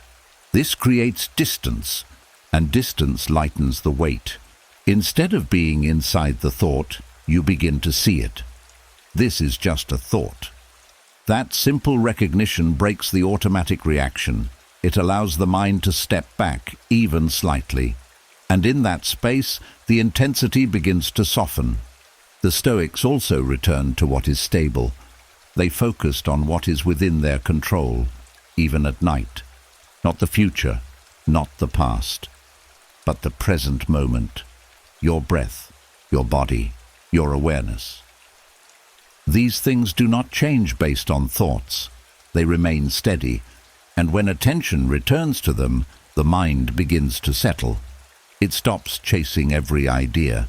It stops building around every feeling. It begins to rest.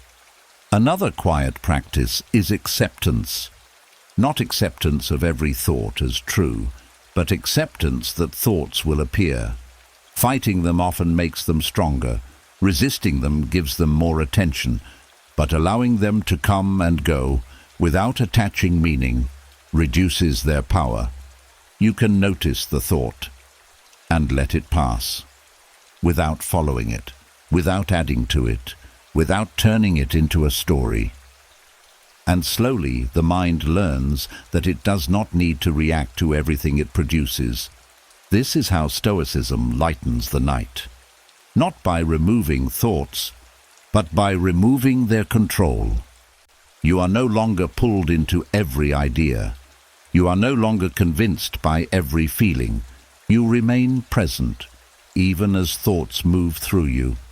Tonight, as the quiet deepens, notice how thoughts appear. Not to fight them, not to solve them, but to see them. Let them rise and let them pass. Return gently to your breath, to your body, to the simple awareness that you are here and nothing in this moment requires you to carry more than you already are. Because the night does not make thoughts heavier, it simply reveals what has been waiting. And when you meet it with calm attention, even the heaviest thoughts begin to lose their weight. And as the weight of nighttime thoughts begins to soften, another quiet skill starts to take shape. Not just calming the mind in the moment, but closing the day in a way that does not follow you into tomorrow, because it is not only what you think at night that matters, it is what you choose to carry forward. There is a kind of poison that is not loud. It does not always feel intense, but it lingers. Small frustrations, unspoken tension, moments that felt unfair, words that stayed with you longer than they should have. They seem minor during the day, but if they are not released, they settle quietly in the mind, and by morning they are still there, not as sharp, but as weight. This is how days begin to stack on top of each other, not cleanly, but heavily. Yesterday leaks into today, and today begins already carrying something it did not need. The Stoics understood that each day must be allowed to end, not just in time, but in the mind. Because if a day is not closed, it continues. It follows you. It shapes your mood. It colors your perception. And over time it becomes harder to feel light, even when nothing new is wrong. This is why they practiced the art of release, not as a dramatic act, but as a quiet decision. At the end of the day, they would look back, not to hold on, but to let go. They would see what happened clearly. A difficult conversation, a mistake, a moment of frustration. And instead of carrying it forward, they would allow it to stay where it belongs, in the past. This does not mean ignoring what happened. It means refusing to keep reliving it, because every time you bring it into tomorrow, you give it new life. You allow it to influence new moments, new conversations, new decisions, and slowly it begins to shape things that have nothing to do with it. This is how poison spreads, quietly, without being noticed, until it becomes part of your normal state. The Stoics chose something different. They understood that peace depends on what you are willing to release, not just once, but daily. At the end of each day, you have a choice. You can carry everything forward, or you can let it settle. You can hold on to the frustration, or you can allow it to end. You can keep the tension alive, or you can let it dissolve. This choice is not forced. It is gentle. It begins with awareness. You notice what is still sitting in your mind, what feels unfinished, what keeps returning. And instead of pushing it away or feeding it, you allow it to be seen one last time, clearly, without judgment, without adding more to it. And then you let it go, not because it did not matter, but because it does not belong in tomorrow. This is where something begins to change. The mind stops collecting, stops storing, stops carrying more than it needs. And with that, it becomes lighter. There is also a deeper layer to this practice: forgiveness, not always toward others, but toward the day itself. You allow things to be imperfect. You allow moments to remain unresolved. You allow yourself to have been human. And in doing so, you remove the pressure to fix everything before you rest, because not everything needs to be solved tonight. Some things only need to be released. Tonight, as the day comes to an end, allow yourself to close it fully, not just by turning off the lights, but by setting down what you have been holding: the conversations, the tension, the small irritations, the moments that stayed longer than they should have. Let them remain where they are, behind you. You do not need to carry them into the next day, because tomorrow is not meant to be built on yesterday's weight. It is meant to begin clean.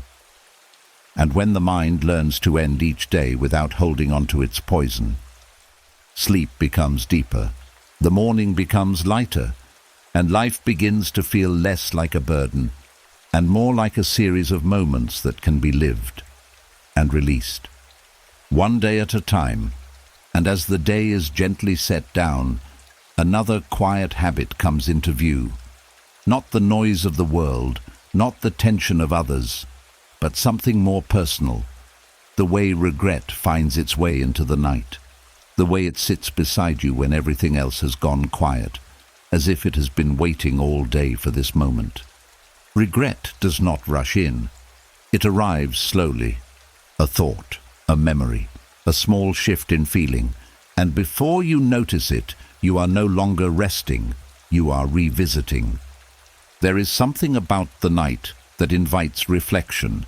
The mind is no longer busy, the body is still, and what was pushed aside during the day begins to return. But regret does not just remember, it reopens. It shows you what you could have done differently, what you should have said, what you wish you had not done, and it plays these moments with a kind of quiet persistence, as if repeating them might somehow change them.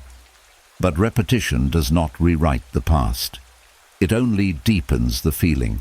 The Stoics understood that regret becomes heavy when it is left without direction, when it circles the same moment without learning from it, without releasing it, without moving beyond it.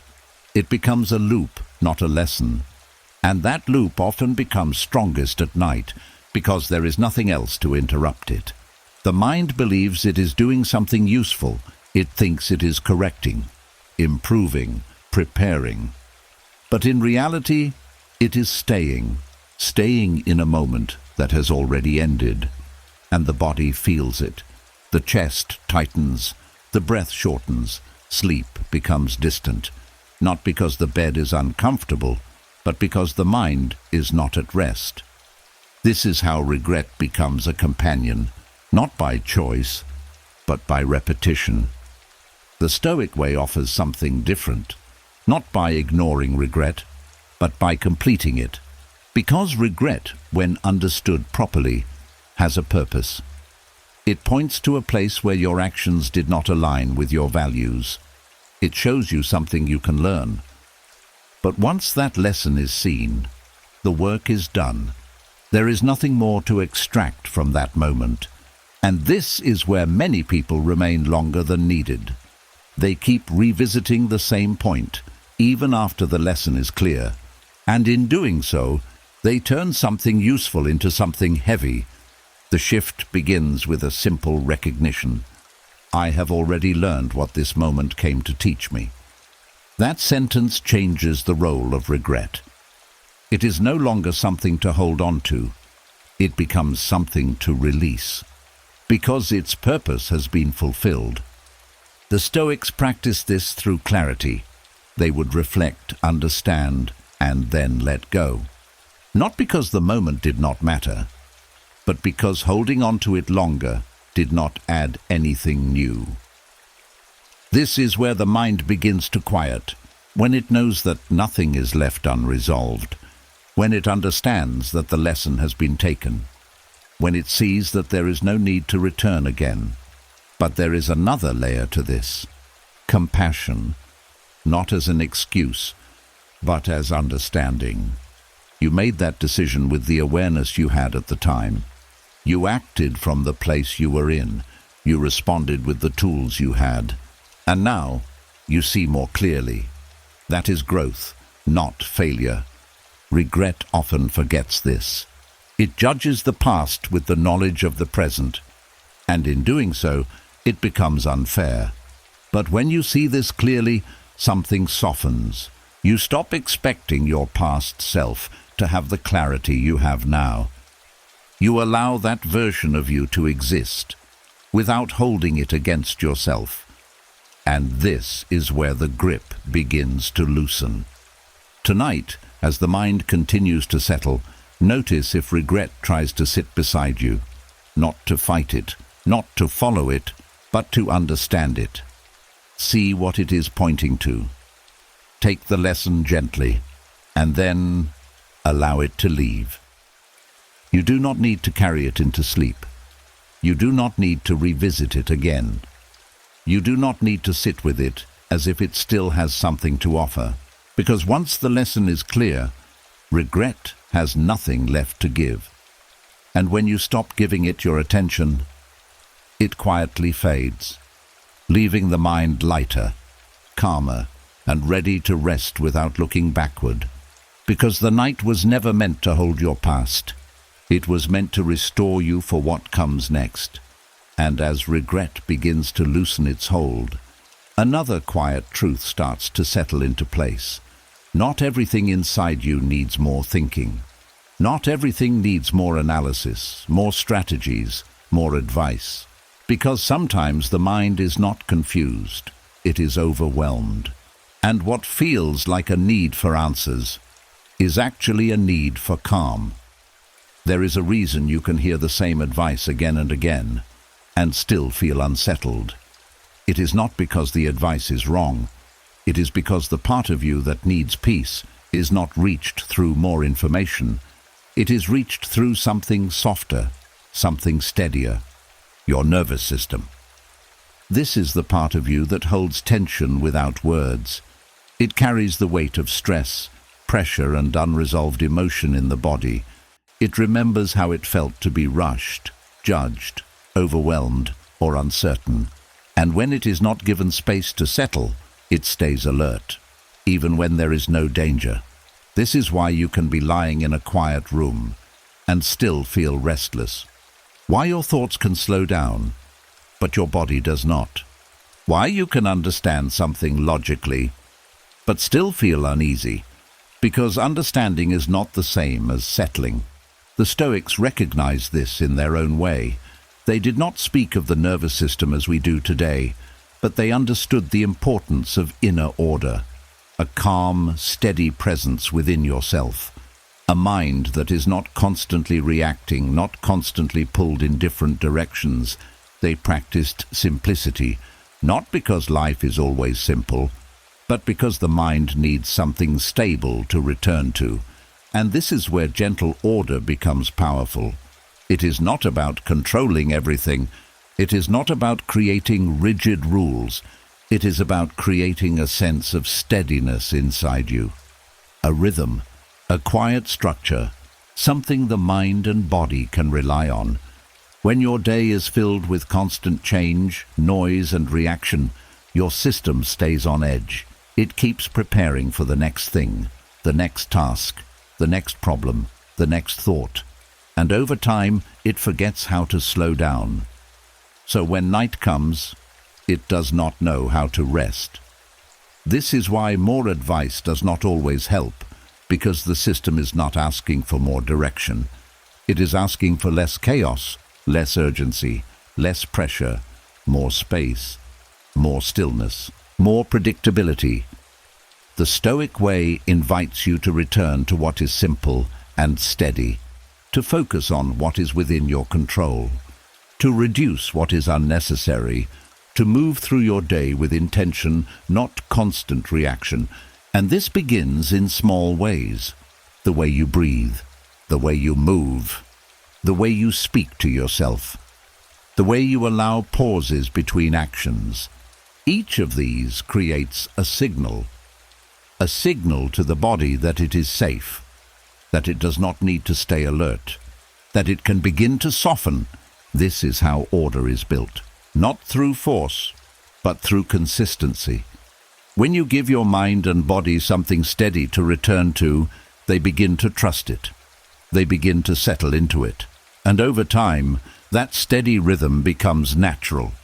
This is why simple practices matter.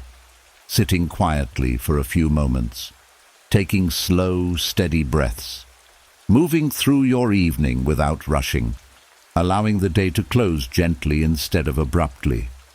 These are not small things. They are signals, and the nervous system listens. It responds to what you do more than what you think. This is why peace cannot be forced through thinking alone. It must be felt. And feeling comes through the body, through rhythm, through repetition, through calm. Tonight, as everything begins to quiet, notice what your system is asking for, not more answers, not more solutions, but space, stillness, gentleness. Allow your breath to slow. Allow your body to settle. Allow the need to figure everything out to soften. Because not everything needs to be solved right now. Some things only need to be calmed. And when your system begins to feel safe, the mind follows. Thoughts become quieter, feelings become lighter, and rest begins to feel possible again. Because peace is not something you think your way into.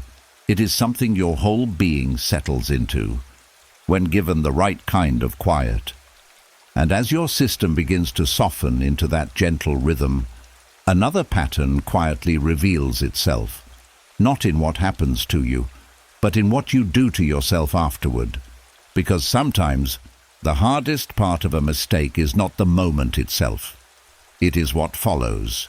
There is a kind of suffering that comes once, and then there is the suffering you add to it. The first pain is real. It happens. A wrong decision, a missed opportunity, a reaction you wish you could take back. It lands, it hurts, it teaches, but then something else begins. The mind returns. It replays the moment. It judges it. It tightens around it. And without noticing, you begin to punish yourself again. This is the second pain. And often, it is heavier than the first, because it does not end. It continues in thought, in feeling, in the way you speak to yourself. You may say things quietly, almost without hearing them. I should have known better. I always do this. I can't believe I did that. These thoughts feel like accountability. They feel like responsibility. But in truth, they are repetition. You are reliving the same moment, not to learn, but to suffer. The Stoics understood this with great clarity. They knew that life will bring pain. Mistakes will happen. Things will go wrong. But they also knew that adding a second layer of suffering does not improve anything. It only deepens the wound. This is why they practiced a rare kind of discipline, the discipline of not punishing themselves twice. It is not easy. Because the mind believes punishment is useful. It feels like you are correcting something, like you are making sure it does not happen again. But punishment does not create clarity. It creates fear. And fear does not lead to better choices. It leads to hesitation, avoidance, self-doubt. The Stoics chose something different. They allowed the first pain to be enough. They felt it. They understood it. They learned from it. And then they stopped. They did not keep returning to the same moment. They did not keep judging themselves for it. They did not turn a single mistake into a permanent identity, because they understood something simple. Once the lesson is taken, the pain has served its purpose. Everything after that is optional, and this is where freedom begins, not by avoiding mistakes, but by ending the cycle after they happen. You can say, "That was not the right choice," and stop there. You do not need to continue with, "That means I am not good enough." You can recognize the moment clearly, without turning it into something larger. This takes awareness, because the second punishment often happens automatically. The mind returns without being asked. It begins to replay, to judge, to tighten. But when you notice it, you can interrupt it, gently, without force. You can say, "I have already felt this once," and allow that to be enough. This is not avoiding responsibility, it is honoring it, because true responsibility means learning, not suffering endlessly. And when you stop punishing yourself twice, something changes. The mind becomes lighter, the body relaxes. The next moment becomes available again. You are no longer stuck in the same place. You are moving forward with awareness instead of weight. Tonight, as the mind continues to quiet, notice if there is anything you are still punishing yourself for. Not to judge it, but to see it clearly. You have already lived that moment. You have already felt its impact. You have already learned what you needed to learn. You do not need to go back and suffer it again. You are allowed to stop. You are allowed to let that second layer fall away, because growth does not come from repeated pain. It comes from clear understanding, followed by release. And when you give yourself that release, the mind begins to trust you again, to soften, to settle, and to rest, without carrying what has already been felt. And as you begin to stop punishing yourself twice, another quiet shift becomes possible, not just ending the cycle of new pain, but lightening what has been carried for a long time.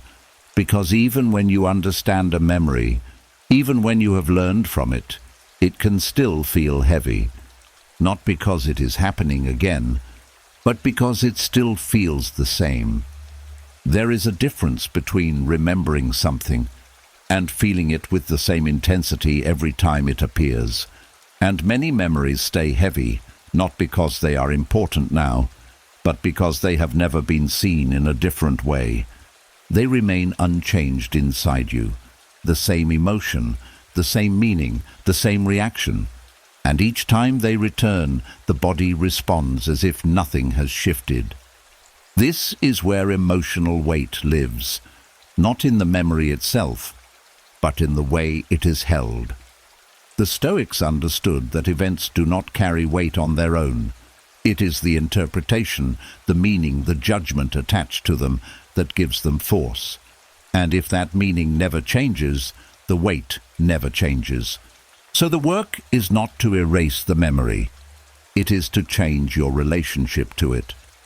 At first, this may feel difficult, because the memory feels fixed, solid, unmovable, but what you felt then is not the only way to see it now. You are not the same person who experienced it. You have more awareness, more distance, more understanding, and that creates space. When a memory appears, instead of stepping fully inside it, you can begin to observe it from where you are now. Not as the person who lived it, but as the person who has grown beyond it. This changes the tone. The intensity softens. The edges become less sharp. You begin to see things you could not see before, not to excuse what happened, but to understand it more clearly. You may notice that what felt personal was not entirely about you, that what felt permanent was part of a moment that passed, that what felt like the end was actually a point of change.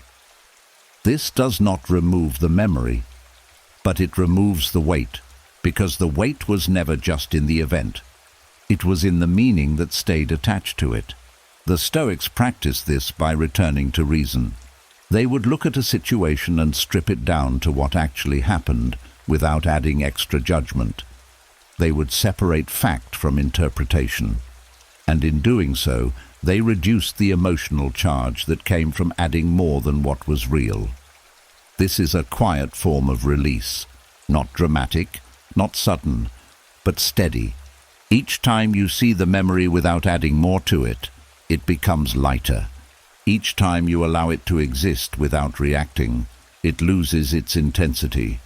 Each time you return to the present instead of staying inside it, it weakens its hold. This is how the mind learns, not through force, but through repetition. A different kind of repetition. Not replaying the pain, but practicing distance, practicing awareness, practicing calm. Over time, the memory changes, not in content, but in feeling.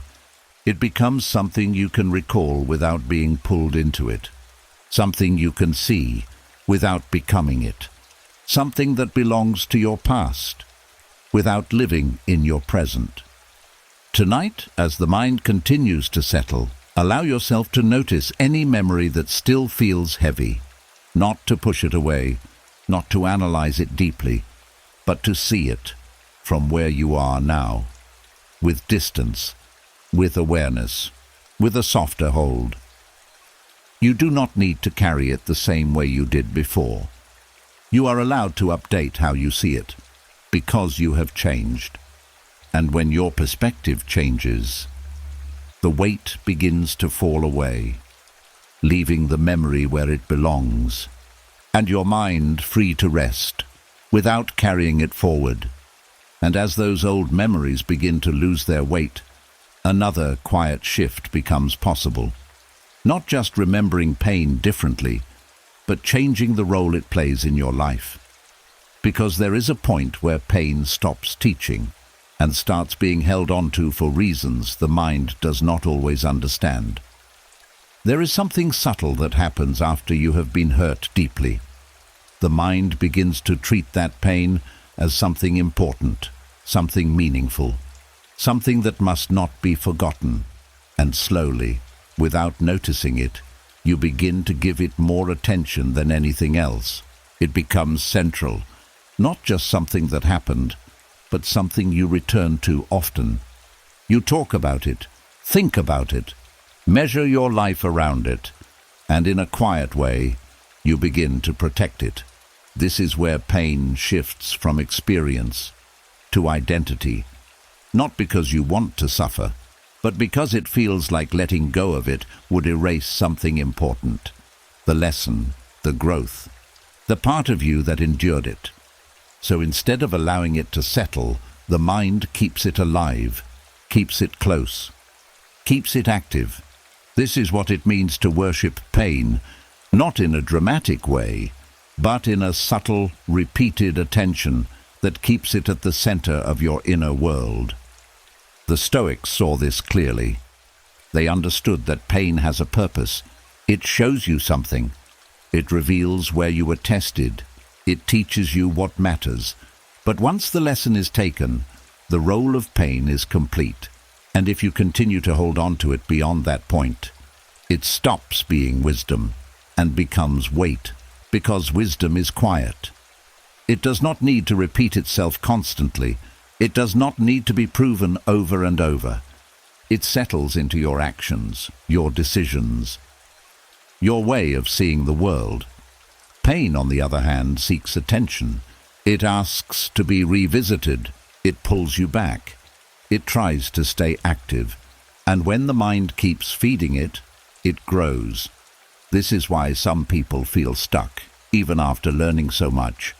They have gained the lesson, but they have not released the source. They continue to revisit the same experience, thinking it keeps them aware, when in reality, it keeps them tied. The shift begins when you allow pain to complete its role. When you say, "I have learned what this came to teach me," and you mean it, not just as a thought, but as a decision. A decision to stop returning to it unnecessarily. A decision to stop placing it at the center of your identity. A decision to let it become part of your past, not the focus of your present. This does not erase the value of what you went through. It allows that value to integrate, to settle into who you are, without needing constant attention. The Stoics practiced this through action. They did not keep proving their strength by revisiting old struggles. They lived their strength by how they showed up now, calm, clear, steady. That is where wisdom shows itself, not in how much you remember your pain, but in how little it controls you. Tonight, as the mind continues to quiet, notice if there is any part of you that is still holding on to pain as something that must stay alive. Not to judge it, but to understand it. You are allowed to let it settle.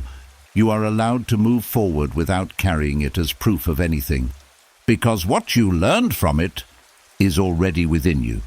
It does not need to be repeated. It does not need to be revisited. It does not need to be held tightly. It only needs to be lived. And when pain becomes something you have learned from, instead of something you keep returning to, it transforms, quietly, naturally, into wisdom. And in that transformation, the mind becomes lighter, the past becomes quieter, and you begin to move forward, without needing to look back to remember who you are. And as pain begins to settle into quiet wisdom, another pattern gently comes into view. Not the past itself, but how the mind uses it. Because even after you learn, even after you grow, the mind can still reach back and use what happened as proof of what will happen next. It begins quietly. A thought before you act. A hesitation before you try. A subtle voice that says, "You know how this goes." And suddenly the past is no longer behind you. It is standing in front of you, shaping what you expect. There is a habit the mind forms without asking permission. It takes what has already happened and turns it into a prediction, not as possibility, but as certainty. If something went wrong before, it assumes it will go wrong again. If you were hurt once, it prepares for it to happen again. If you failed, it treats that moment as a permanent pattern. This is how the past becomes evidence, not just something you remember, but something you use to limit what you allow yourself to believe. The Stoics understood that the mind looks for patterns to feel safe. It tries to predict outcomes based on previous experience. But they also knew that this habit can quietly trap you, because life is not fixed. It is not repeating the same moment again and again. It is changing, even when the mind is not. And when you use the past as evidence, you stop seeing what is new. You begin to approach situations already decided, already closed, already shaped by something that no longer exists. This is where possibility begins to shrink. Not because the world has less to offer, but because your expectations have narrowed. You may find yourself holding back, not because something is wrong now, but because something was wrong before. You may avoid opportunities, not because they are unsafe, but because they feel familiar in a way that reminds you of old pain. And the mind says, "Be careful." But beneath that caution is something else, fear disguised as certainty. The Stoic approach invites a different way of seeing. It does not ignore the past. It does not pretend it did not happen. But it refuses to treat it as a final answer. Instead, it asks a simple question. Is this moment the same as the last one? And often, the answer is no. Different people, different circumstances, different awareness, different choices. But the mind, if it is not questioned, treats them as the same. This is why awareness matters. When you notice yourself thinking, "This will turn out the same way," pause gently, not to force a different thought, but to create space, to remind yourself that what happened before does not have authority over what is happening now, because the present moment is not a repetition, it is a new beginning. And it deserves to be seen clearly. The Stoics practiced this by returning to what is within their control, not the outcome, not the past, but their actions, their responses, their choices in this moment. This is where freedom lives, when you shift your focus from what might happen to what you can do now. Something begins to open. The weight of prediction loosens, the fear becomes quieter, and the mind becomes more present. You are no longer trying to avoid a past that has already ended.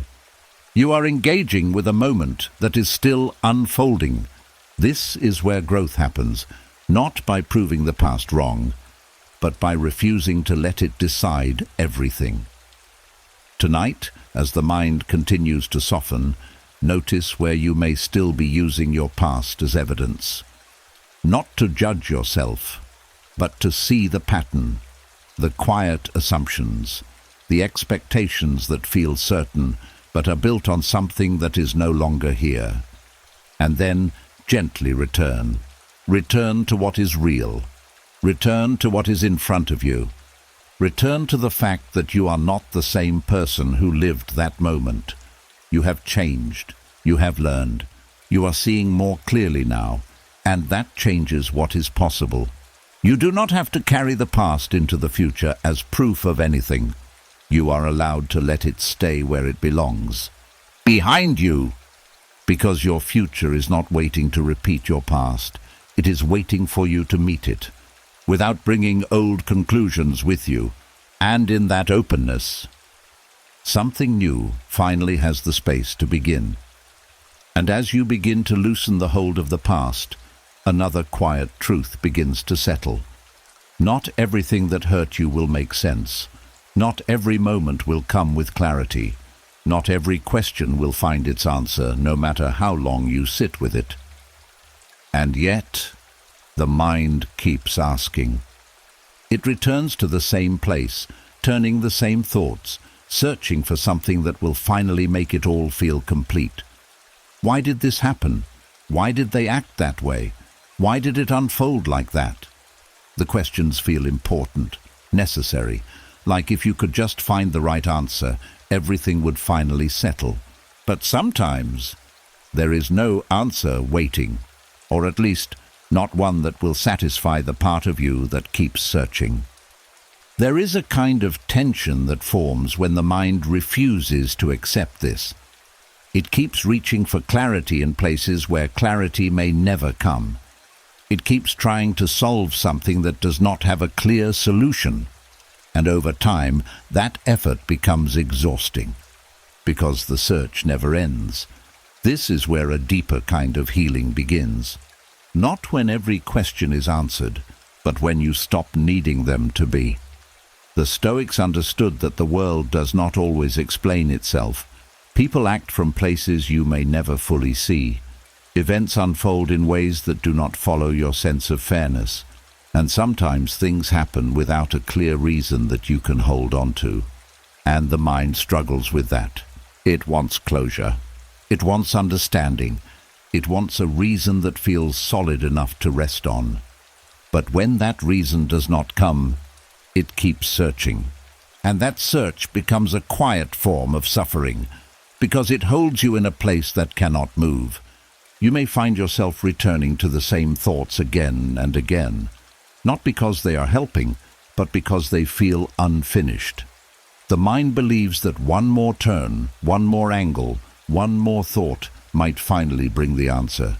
But each time, you end up in the same place, tired, unsettled, still searching. This is where acceptance becomes powerful, not as a form of giving up, but as a form of release. Accepting that some questions will never be answered does not mean you stop caring. It means you stop asking life to provide something it may never give. You stop placing your peace in the hands of an explanation that may not exist. And when you do that, something begins to shift.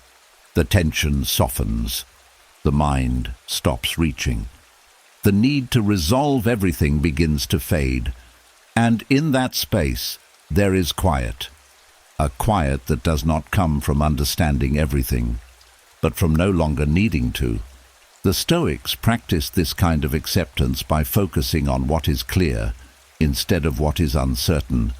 They returned to what they could see, what they could act on, what they could influence, and they allowed the rest to remain as it is. Unanswered, unresolved, but no longer heavy, because the weight was never just in the question. It was in the need for an answer. Tonight, as the mind continues to settle, notice if there is a question you have been carrying.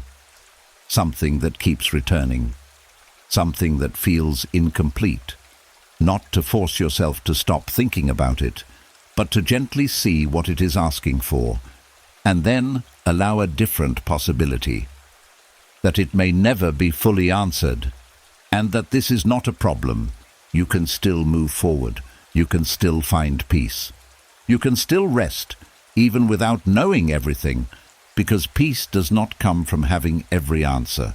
It comes from knowing when to stop asking, and when you stop asking what cannot be answered, the mind begins to rest in what is already here, quiet, steady, enough. And as the need for answers begins to loosen, another quiet realization starts to take its place. Not all closure comes from explanation. Not all peace comes from a final conversation.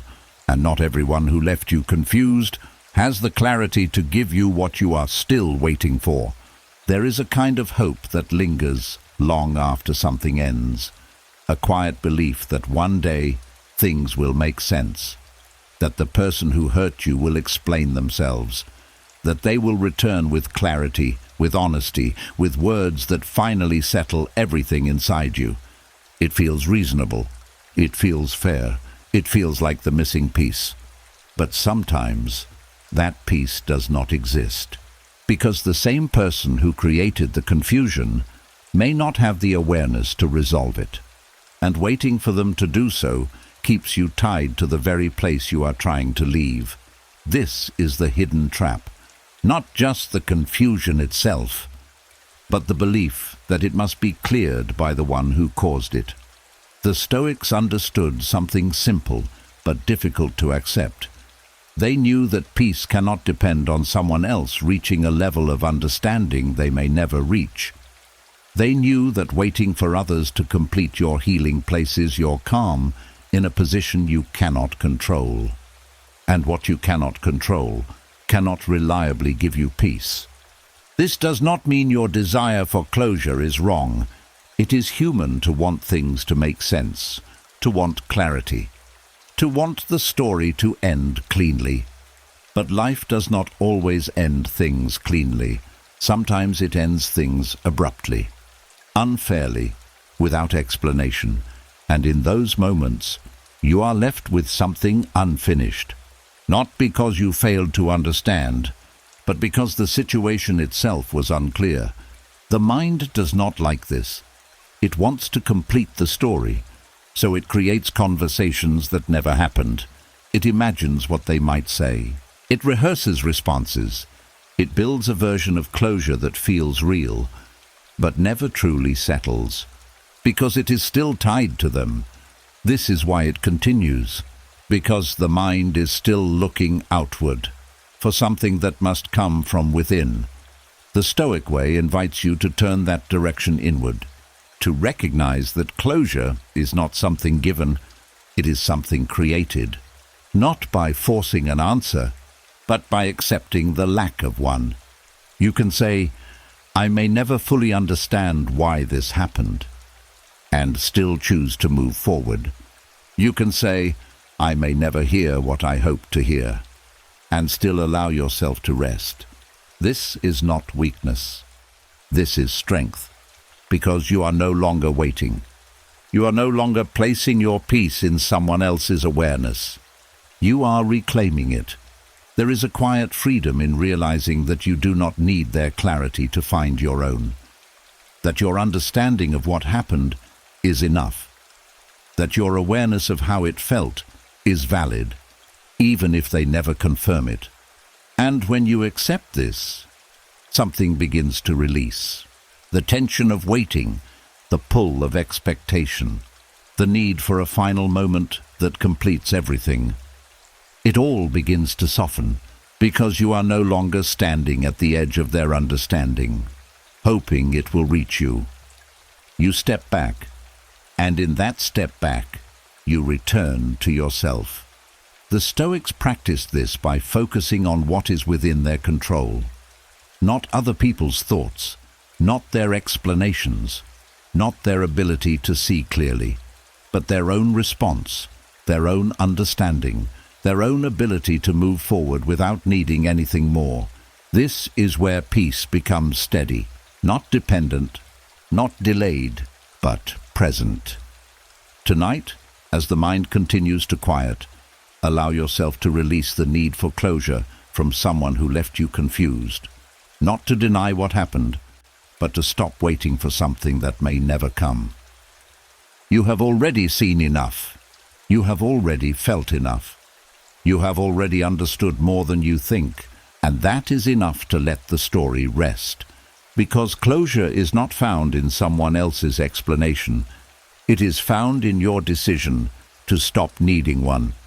And in that decision, the mind becomes lighter, the past becomes quieter, and you begin to move forward, without looking back for answers that no longer hold your peace. And as the need for closure gently falls away, something unexpected begins to take its place. Not emptiness, not loss, but space. A quiet, open space where something new can begin to form. Because when the mind is no longer chasing answers, no longer waiting for others, it finally has the attention to turn inward and build. There is a moment after pain where everything feels scattered. What you believed, what you trusted, what you expected. It can feel like something inside you has collapsed, like the structure you once stood on is no longer there, and for a while you may feel lost within that. But what feels like ruin is not the end. It is raw material. The Stoics saw this clearly. They did not view emotional damage as something that only weakens you. They saw it as something that reveals where your inner structure was unstable and where it can now be rebuilt with greater strength. Not outward strength, but inner stability. There is a difference between living without pain and becoming stronger because of it. The first avoids difficulty. The second transforms it. And transformation does not happen by returning to what was. It happens by building something new from what remains. This is where inner architecture begins. Not all at once, not in a dramatic way, but in small, deliberate choices. You begin by noticing what the experience has shown you, not the surface details, but the deeper truths. Where you depended too much on something outside yourself, where your expectations were fragile, where your sense of control was placed in things that could change without warning. This is not to blame yourself. It is to understand where your foundation can become stronger. The Stoics built their inner world on what could not easily be taken from them.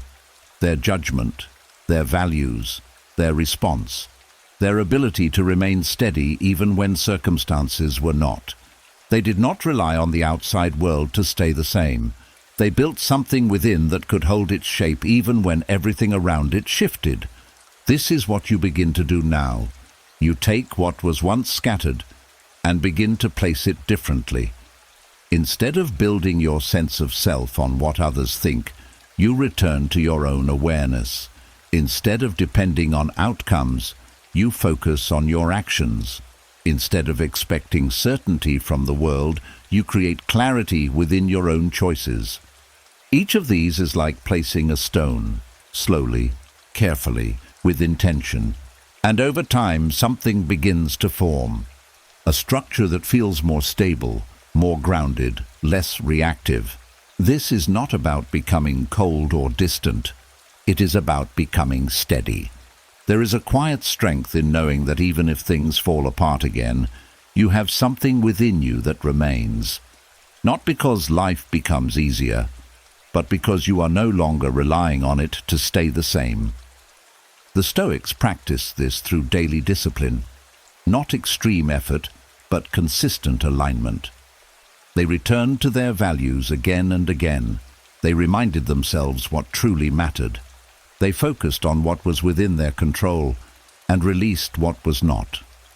This repetition builds trust, not in the world, but in yourself. And when you trust yourself, the ruins no longer feel like loss. They feel like beginning, because what was once built unconsciously can now be built with awareness. Stronger, clearer, more aligned. Tonight, as the mind continues to settle, allow yourself to see what has been broken, not as something that defines you, but as something that revealed where you can build differently. You do not need to rush. You do not need to fix everything at once. You only need to begin placing the next stone, the next choice, the next response, the next quiet decision to align with what matters. And over time, what once felt like ruin becomes structure. What once felt like loss becomes foundation. And what once felt like the end becomes the place where your inner world finally begins to stand on something that cannot easily fall.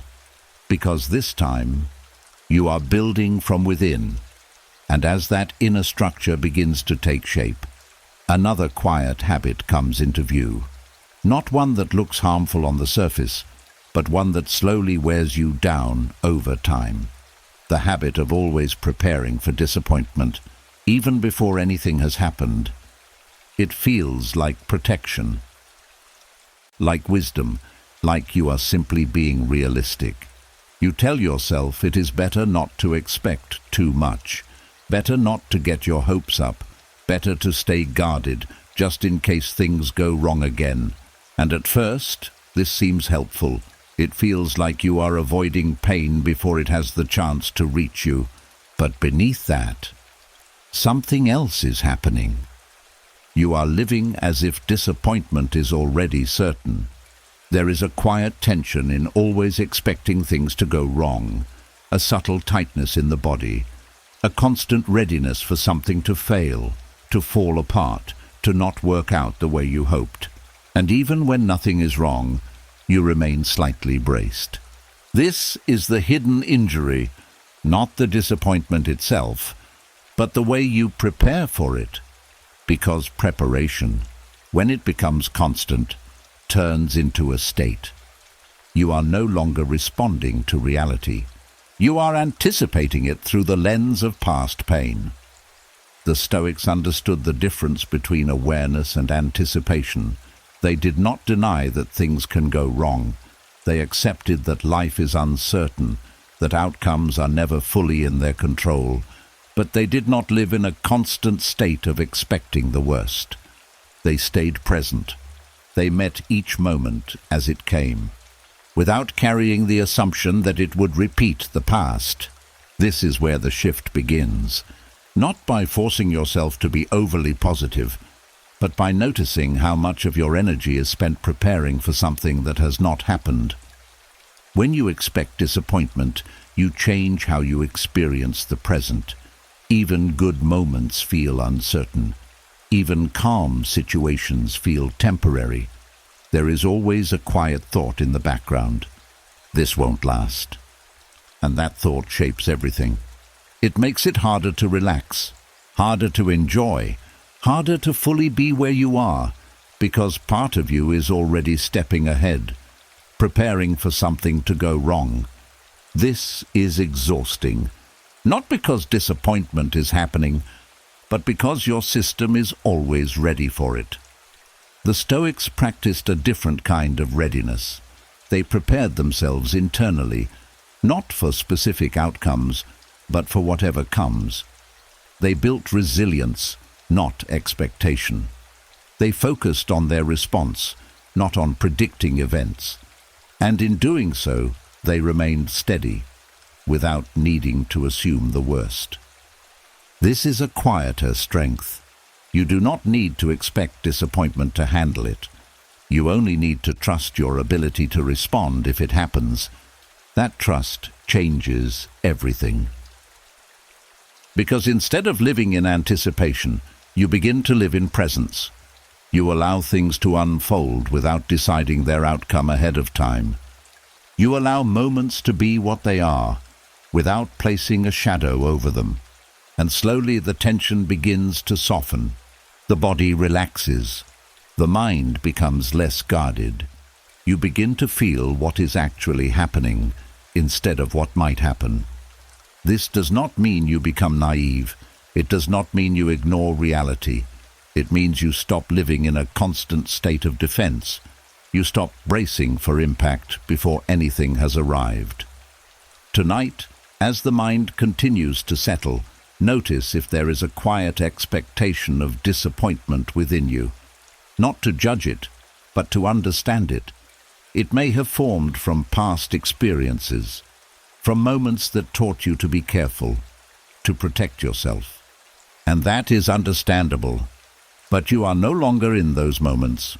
You are here, in a new space, in a new moment, with the ability to respond, not just react. Allow yourself to release the need to prepare for what has not happened. You do not need to carry that tension into this moment. You do not need to expect the worst to be ready, because your strength does not come from anticipating disappointment. It comes from meeting whatever comes with clarity and steadiness, and when that becomes your focus, the hidden injury begins to heal, and the mind finally begins to feel safe, without needing to brace itself first. And as that constant readiness begins to loosen, another quiet pattern becomes easier to see, not just expecting what might go wrong, but trying to think your way out of ever feeling powerless again. Because when something once left you without control, the mind remembers, and it tries to make sure it never happens the same way. That is where overthinking begins, not as weakness, but as an attempt to regain control. There is a certain discomfort in not knowing, not being able to predict, not being able to shape the outcome. And when the mind feels that uncertainty, it starts to work harder. It analyzes every detail, replays conversations, imagines different possibilities. It looks for patterns, signs, meanings, anything that might give it a sense of direction. It feels productive. It feels like you are solving something, but often nothing is being solved, because the real feeling underneath is not confusion. It is powerlessness, and the mind is trying to escape it. The Stoics understood that human beings struggle most when they try to control what is outside their reach. When outcomes, other people's actions, or uncertain situations become the focus, the mind begins to spin. It looks for answers where there are none. It tries to create certainty in something that is not meant to be certain. And overthinking becomes the result. You may notice how the same thoughts repeat without resolution. The same questions appear again and again. What if this happens? What did they mean by that? What should I have done differently? Each question leads to another, but none of them bring rest, because they are not grounded in something you can act on. They are attempts to regain control over something that has already passed, or has not yet happened. This is why overthinking feels draining. It uses energy. Without movement, it creates activity. Without progress. And the more you engage with it, the more it grows. The Stoic approach invites a different kind of clarity. Instead of trying to answer every question, it asks a simpler one. Is this something I can control right now? If the answer is no, the thought does not need to be carried further. Not because it does not matter, but because thinking more about it will not change it. This question cuts through the noise. It separates what is yours from what is not. And once that separation is clear, the mind has somewhere to rest, because it no longer has to solve everything. It only has to focus on what is within its reach. Your actions, your response, your next decision. These things bring movement, they bring direction. They bring a sense of quiet control that does not depend on the outside world. Overthinking often avoids this. It stays in the mind, because action feels uncertain. But action, even small grounded action, is what begins to release the tension. It shifts you from trying to control everything to simply doing what you can.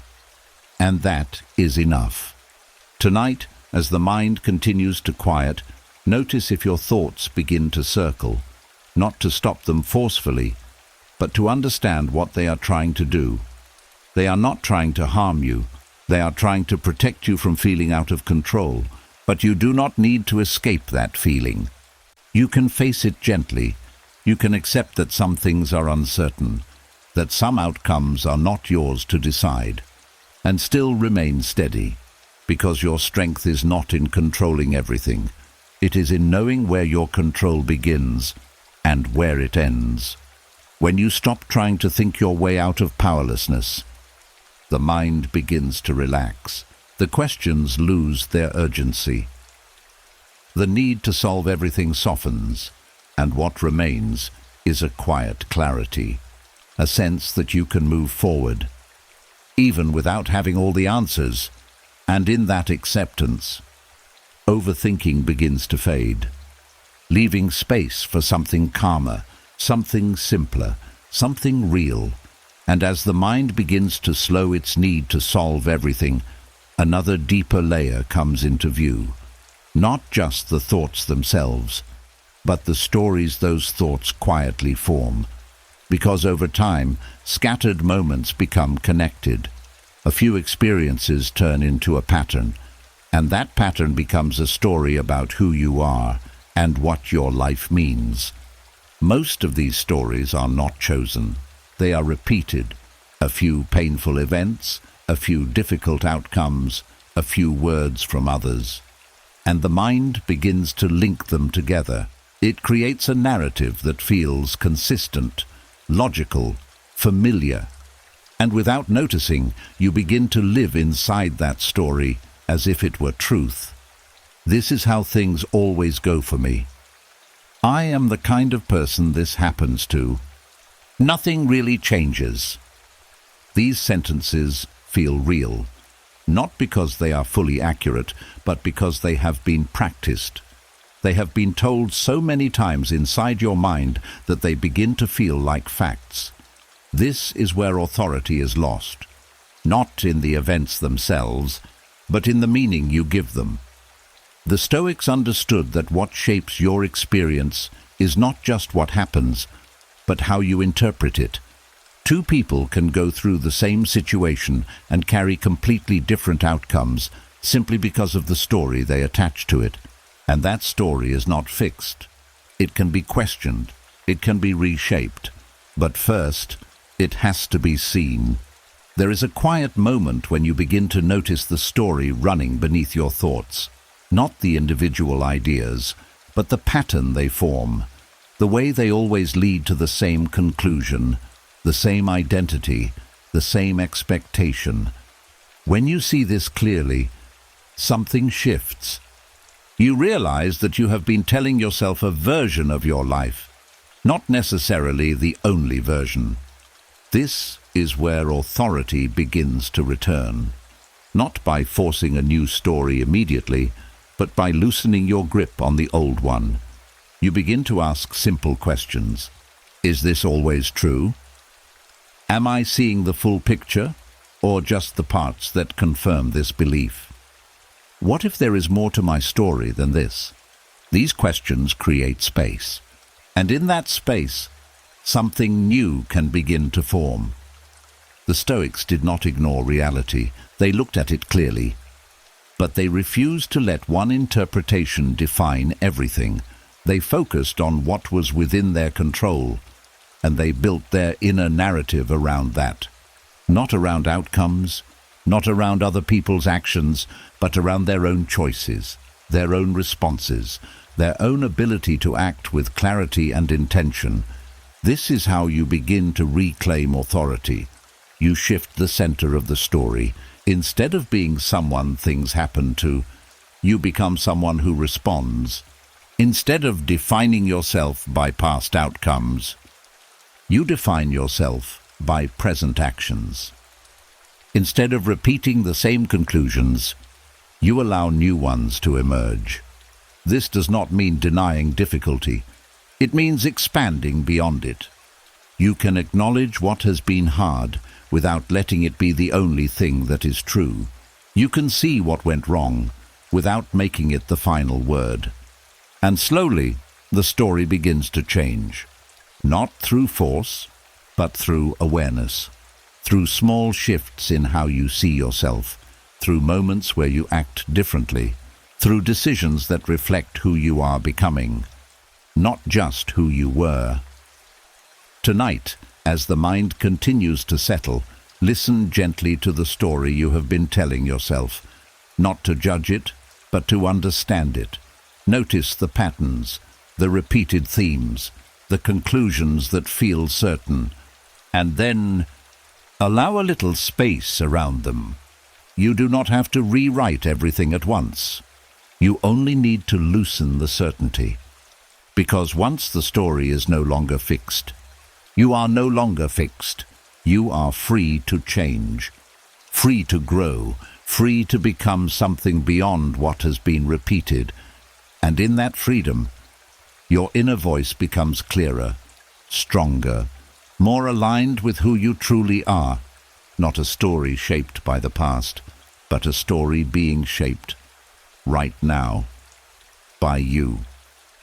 And as your inner voice begins to soften, another quiet layer begins to settle into place. Not just how you think, but how you hold yourself.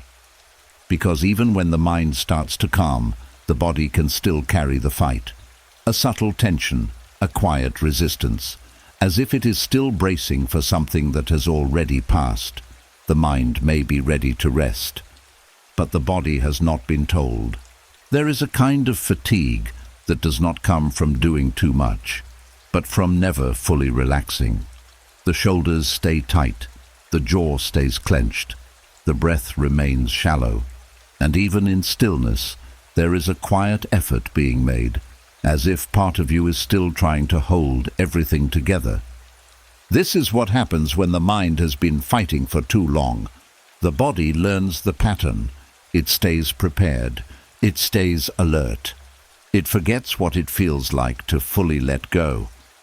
The Stoics understood that peace is not only a mental practice, it is a physical one as well, a state where the body and mind are no longer in conflict, where there is no need to resist what has already happened, no need to brace for what has not arrived. But this does not happen automatically. It must be allowed. There is a quiet habit many people carry, the habit of holding tension without realizing it. You may be lying down, eyes closed, doing everything right, but inside there is still a subtle effort, a part of you that is not resting but managing thoughts, managing feelings, managing the need to stay in control. And that effort keeps the body from fully settling. The Stoic practice here is simple, but not easy. You stop fighting, not by forcing the mind to be empty, but by allowing it to be as it is. You let thoughts come without pushing them away. You let feelings rise without tightening against them. You remove the need to control every moment, and as the mind softens, the body begins to follow. The shoulders drop, the jaw loosens, the breath deepens, without effort. This is not something you do forcefully. It is something you allow. There is a difference between trying to relax and letting yourself relax. Trying still carries effort. Letting removes it. And the body responds to that difference immediately. You may notice small areas where tension is still present, the forehead slightly tight, the chest holding a subtle weight, the hands not fully at ease, and instead of correcting it, you simply notice. That noticing is enough, because awareness brings release. When you see the tension clearly, it no longer needs to stay hidden, and when it is no longer hidden, it begins to soften on its own. This is how the body learns to rest again, not through instruction, but through permission. The Stoics gave themselves this permission by releasing the need to control what cannot be controlled. They understood that the more the mind tries to force calm, the more it creates resistance. But when the mind allows, calm arrives naturally. This is where true rest begins, not when everything is perfect, not when every thought is quiet, but when the fight ends, when the mind stops pushing against what is happening, when the body no longer feels the need to stay ready. Tonight, as everything begins to slow, allow yourself to feel this difference. Not by doing more, but by doing less. Let the breath move without guiding it. Let the body settle without adjusting it. Let the mind be without correcting it. You are not here to fix anything. You are here to rest. And when both the mind and body understand this, something deep begins to shift. The tension fades, the effort dissolves, and what remains is a quiet stillness, not forced, not controlled, but natural. A state where you are no longer holding yourself together, because you no longer feel like you are falling apart, and in that stillness, rest finally becomes real. And as the body begins to rest without effort, another quiet layer starts to soften, not the pain itself, but everything you have been saying about it. Because even when the feeling begins to settle, the mind often keeps adding something to it, a judgment, an opinion, a conclusion, and slowly, the pain becomes more than what it is.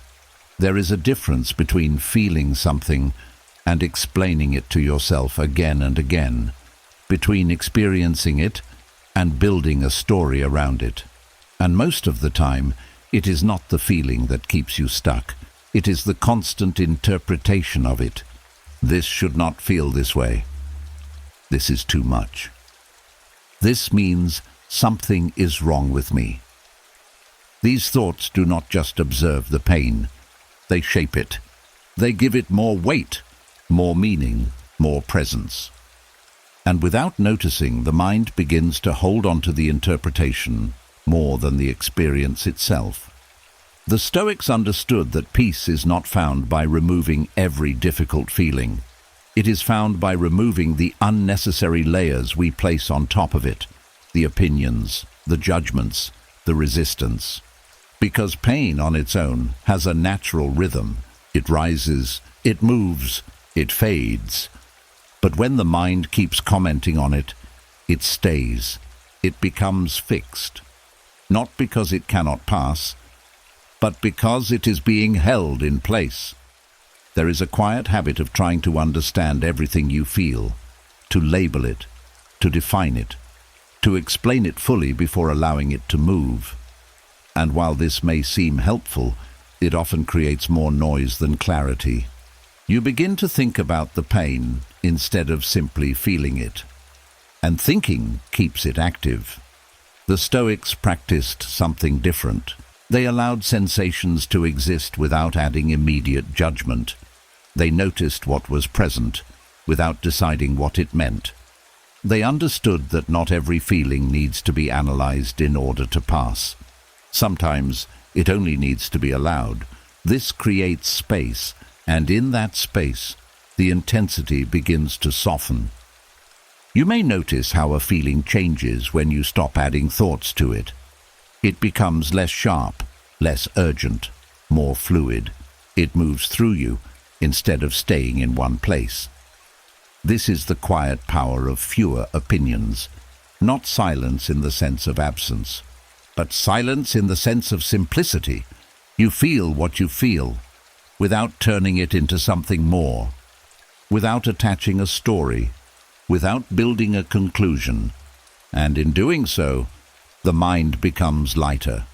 The body follows, because there is less to carry, less to manage, less to hold together. This does not mean you never reflect. It means you choose when reflection is useful and when it is not. There is a time to understand and a time to release. Tonight, as the mind continues to settle, notice if you are adding anything to what you feel, not to stop yourself forcefully, but to gently see the pattern, the extra thoughts, the quiet judgments, the conclusions that appear automatically, and then allow them to fall away. You do not need to decide everything about this moment. You do not need to explain every feeling. You only need to let it be what it is, without turning it into something else. Because peace does not come from controlling your pain. It comes from no longer adding to it. And when the mind learns to step back, even difficult feelings begin to move more freely, until what once felt heavy becomes lighter, quieter, and easier to release. And as the mind begins to carry fewer opinions about what it feels, another quiet habit starts to loosen. Not just how you think about pain, but how you measure everything around you through it. Because even when the moment is calm, the mind can quietly compare it to something that once hurt. And without noticing, today begins to feel like yesterday. There is a subtle way the past stays present, not through memory alone, but through comparison. You enter a new moment, a new conversation, a new opportunity, and part of your mind begins to measure it against what happened before. Will this turn out the same? Is this going to hurt me again? Does this feel like what I went through? These questions are quiet, but powerful. They shape how you see what is in front of you. They place a shadow over something that has not yet revealed itself, and slowly, the present moment begins to lose its freshness. It becomes filtered, limited, reduced to something that feels familiar, even when it is not. This is how yesterday's wound begins to shape today. Not because it is still happening, but because it is still being used as a reference. The Stoics understood that the mind looks for patterns to feel safe. It tries to recognize what it has seen before. It tries to avoid repeating pain. But they also knew that this habit, if left unchecked, can prevent you from seeing what is actually new. Because no moment is exactly the same. Even if it feels similar, the people are different, the circumstances are different, and most importantly, you are different. You have learned, you have grown. You are not the same person who experienced that wound. But when you measure today through yesterday, you forget this. You begin to respond as if nothing has changed, as if the outcome is already decided, as if the present is only a continuation of the past. And that limits what is possible. This is where awareness begins to shift things. When you notice yourself comparing, pause gently. Not to force a different thought, but to create space. To remind yourself that what is in front of you deserves to be seen clearly, not through the lens of what once hurt. You can say quietly, "This is a new moment," and let that be enough. You do not need to convince yourself of a positive outcome. You only need to allow the present to exist without being shaped by the past. The Stoics practice this by returning to what is real, not what was, not what might be, but what is happening now. They placed their attention on the current moment, without adding unnecessary comparison.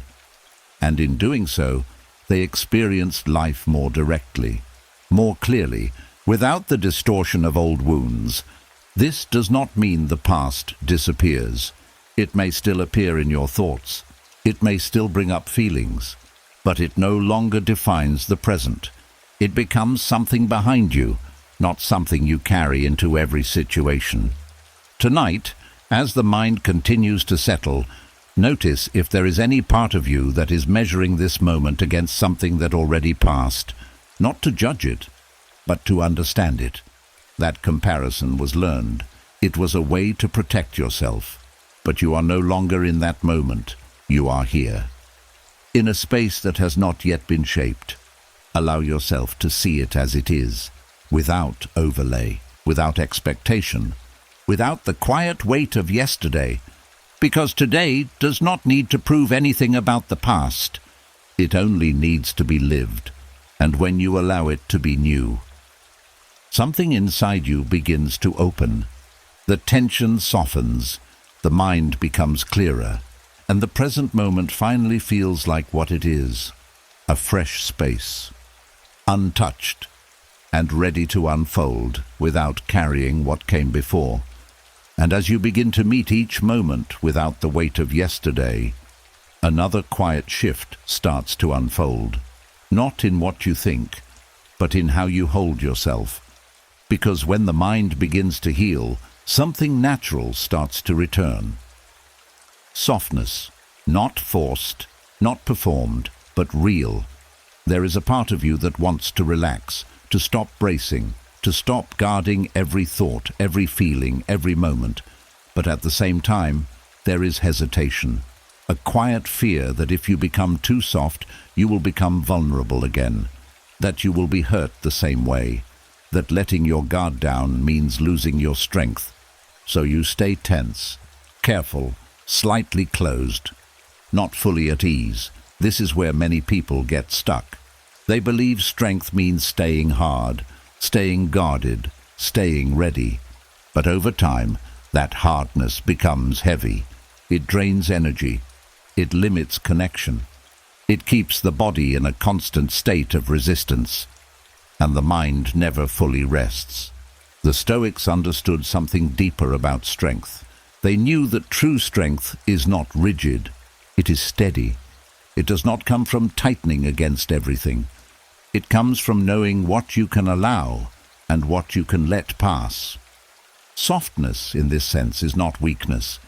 It is control, the ability to remain open without being overwhelmed, to feel without being consumed, to respond without reacting.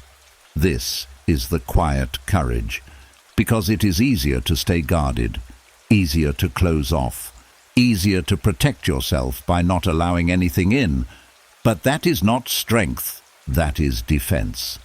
And defense, when it becomes constant, limits your life. Softness requires trust, not in others, but in yourself. Trust that you can handle what comes. Trust that you can remain steady even if something is uncomfortable. Trust that you do not need to harden yourself to survive. The Stoics practiced this through acceptance. They did not resist every feeling. They allowed emotions to pass through them, without clinging, without pushing away. They remained grounded, balanced, present, and in doing so, they stayed open without losing their center. This is what you begin to practice now, allowing the body to soften, allowing the breath to deepen, allowing the mind to rest without holding tension, not because everything is perfect, but because you no longer need to fight everything. You may notice small shifts, the way your shoulders drop, the way your face relaxes, the way your thoughts slow down. These are signs that the body is learning something new, that it does not need to stay in defense, that it can exist without constant resistance. And as this softness grows, something else becomes clear. You are still here, still aware, still capable. You have not lost anything by relaxing. You have gained space, clarity, calm. This is where real strength lives, not in how tightly you hold yourself, but in how freely you can let go and remain steady. Tonight, as everything continues to quiet, allow yourself to soften a little more. Not all at once, just enough to feel the difference, enough to notice that you can relax without falling apart, enough to see that openness does not remove your strength, it reveals it, because the strongest part of you is not the one that resists everything. It is the one that remains calm, even when it does not need to. And in that calm, you are not weak. You are finally at ease. And as that softness begins to feel safe, another quiet misunderstanding starts to fade.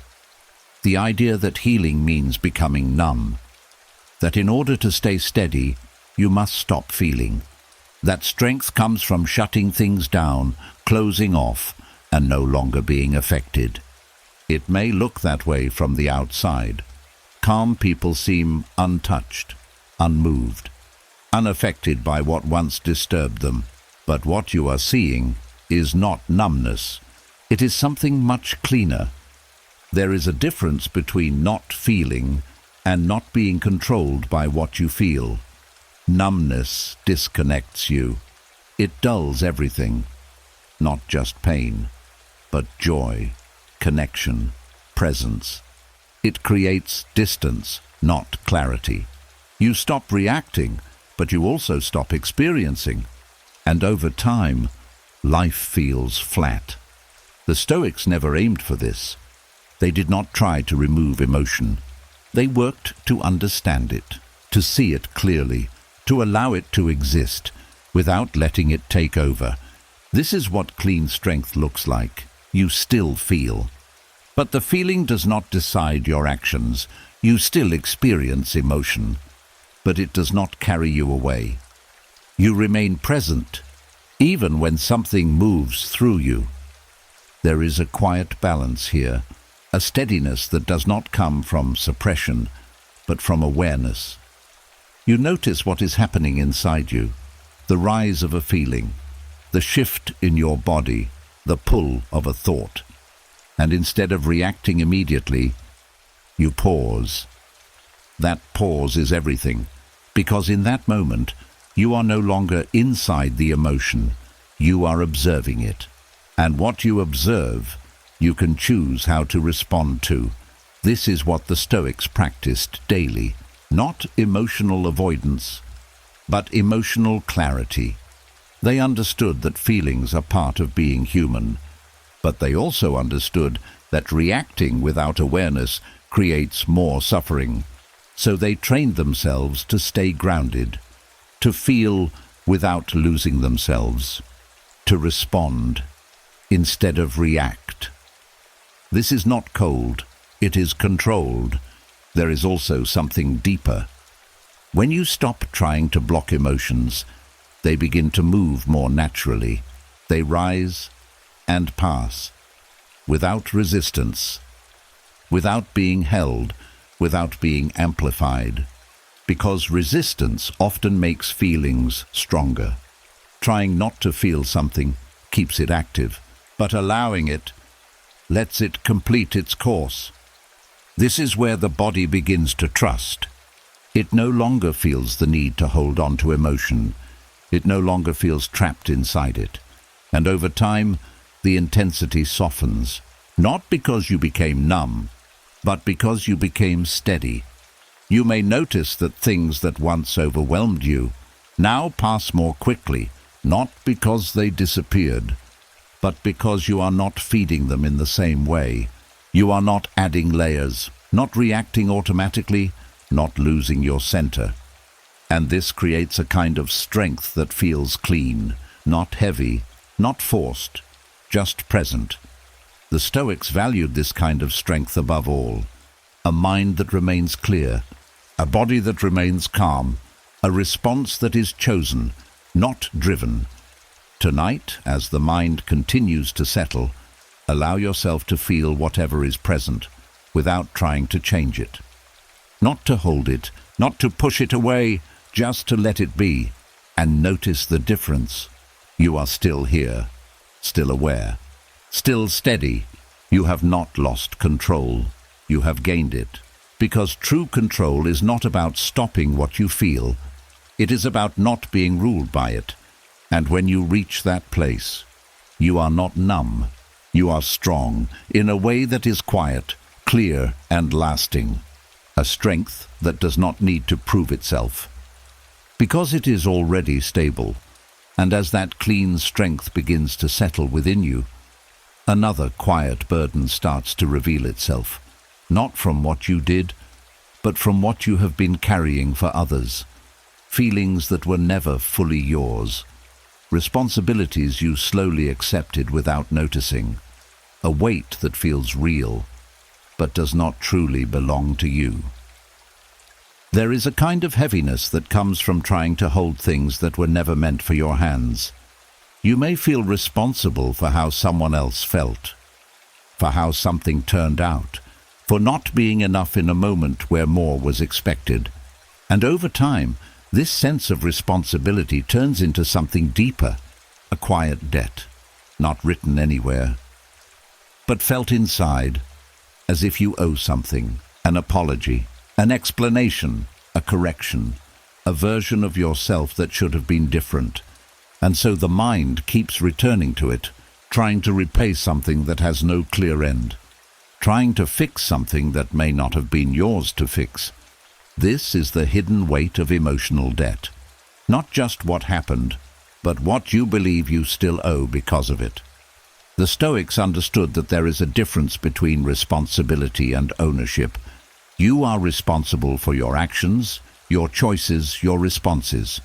But you are not responsible for everything that unfolds around you, not for other people's reactions, not for their expectations, not for the way they interpret what you did. And yet, the mind often blurs this line. It takes on more than it should. It carries what was never fully yours, because it wants to make things right. It wants to bring balance. It wants to feel settled.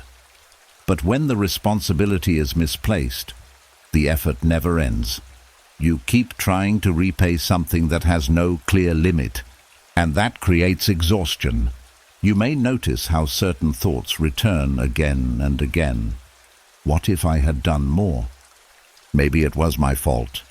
I should have handled it differently. These thoughts feel like accountability, but sometimes they are not. Sometimes they are an attempt to carry something that does not belong to you. This is where awareness begins to change things. You start to ask a simple question. Was this truly mine to carry? Not everything that touches you is yours to hold. Some things pass through your life without becoming your responsibility. And when you recognize this, something begins to loosen. You realize that you have been paying a debt that was never assigned to you. You have been holding yourself accountable for outcomes you did not control. You have been carrying emotions that were not fully yours. And in that realization, there is relief. Not because you deny what happened, but because you see it clearly. The Stoics practiced this clarity by returning to what was within their control. They separated what they did from what others did, what they could influence from what they could not, and they refused to carry what was outside that boundary. This is where freedom begins, when you allow yourself to release what is not yours. You do not need to justify it. You do not need to explain it. You only need to see it and gently set it down. This is not avoidance. It is alignment. You are not refusing responsibility. You are refining it, returning it to its proper place. Tonight, as the mind continues to soften, notice if there is anything you have been holding that feels heavier than it should. A feeling of guilt, a sense of obligation, a quiet belief that you owe something, not to push it away, but to look at it clearly and ask yourself, was this ever mine to carry? And if the answer begins to shift, Allow yourself to release it, not all at once, but gently, because the moment you stop carrying what was never yours, your energy returns, your mind becomes lighter, and the space inside you begins to open again. You were never meant to carry everything. You were only meant to carry what is yours, and when you return to that, peace begins to feel natural again, and as you begin to set down what was never yours to carry, another quiet demand starts to loosen. Not toward yourself this time, but toward life itself. A subtle expectation that somewhere, somehow, things should have unfolded differently. That what hurt you should have been fair. That what you lost should have been protected. That life in some way owes you an explanation or an apology. It is not always spoken, but it is felt. A quiet resistance.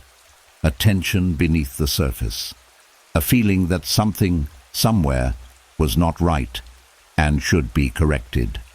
This is where a hidden weight lives. Not just in what happened, but in the belief that it should not have happened.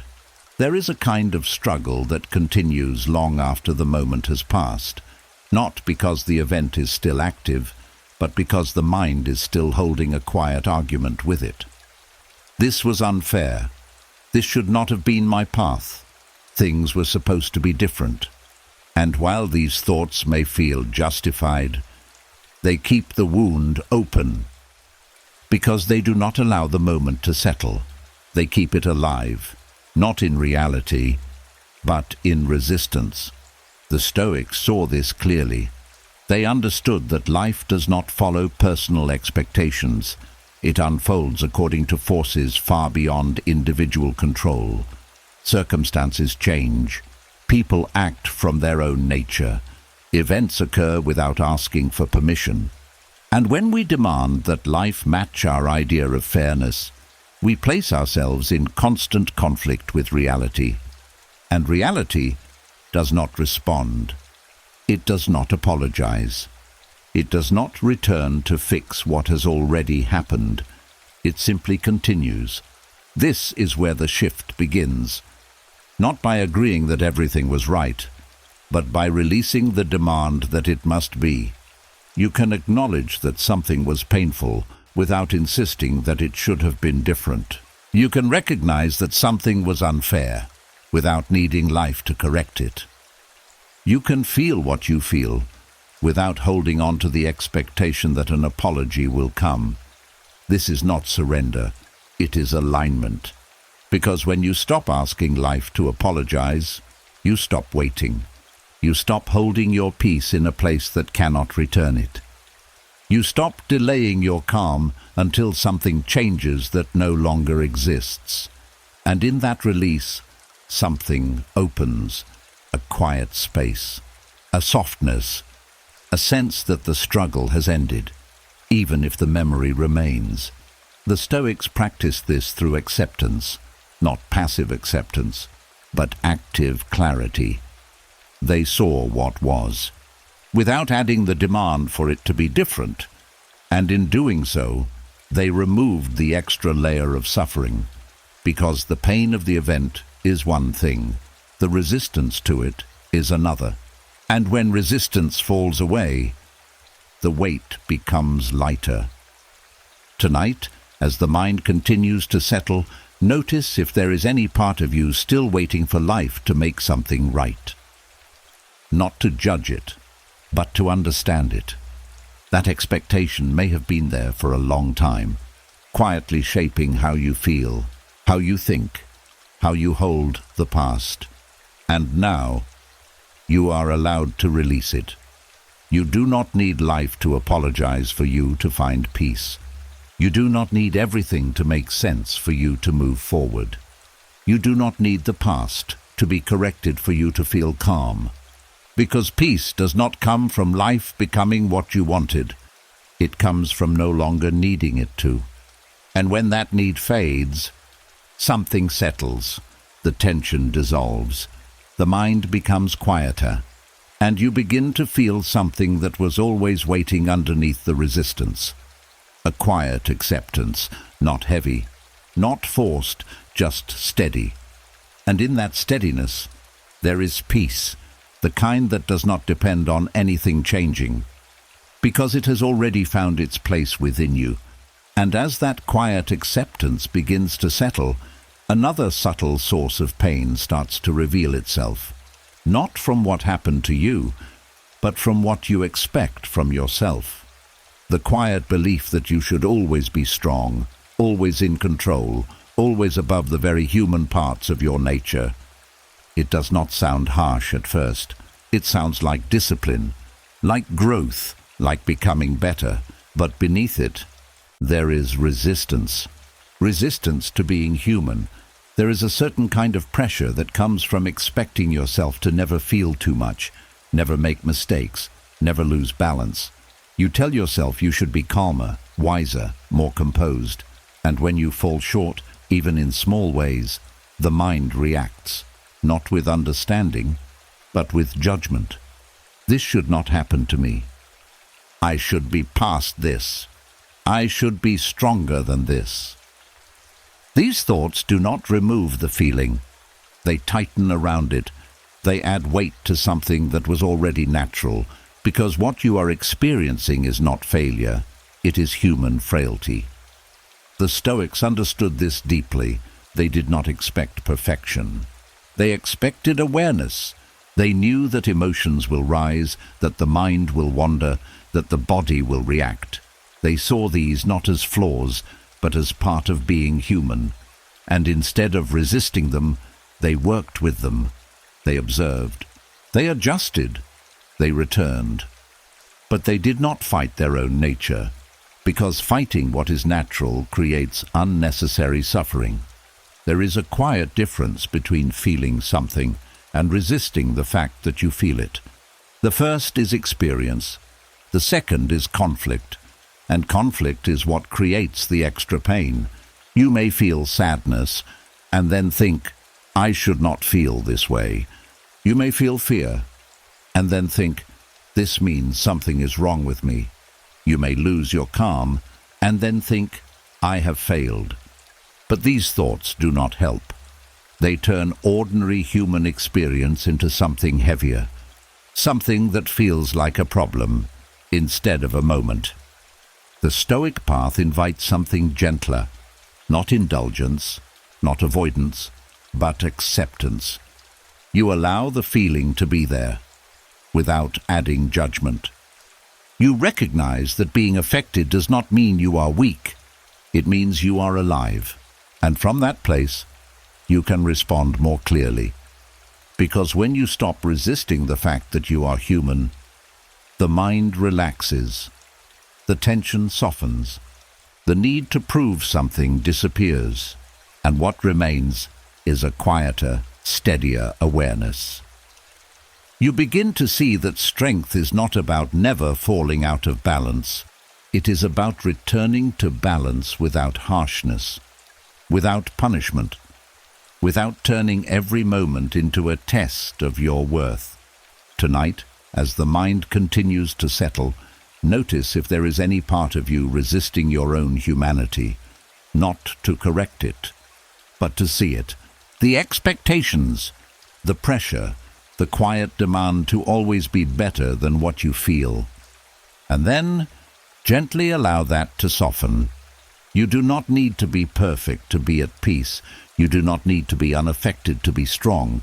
You only need to be aware and willing to return. Because the pain you feel is not always the problem.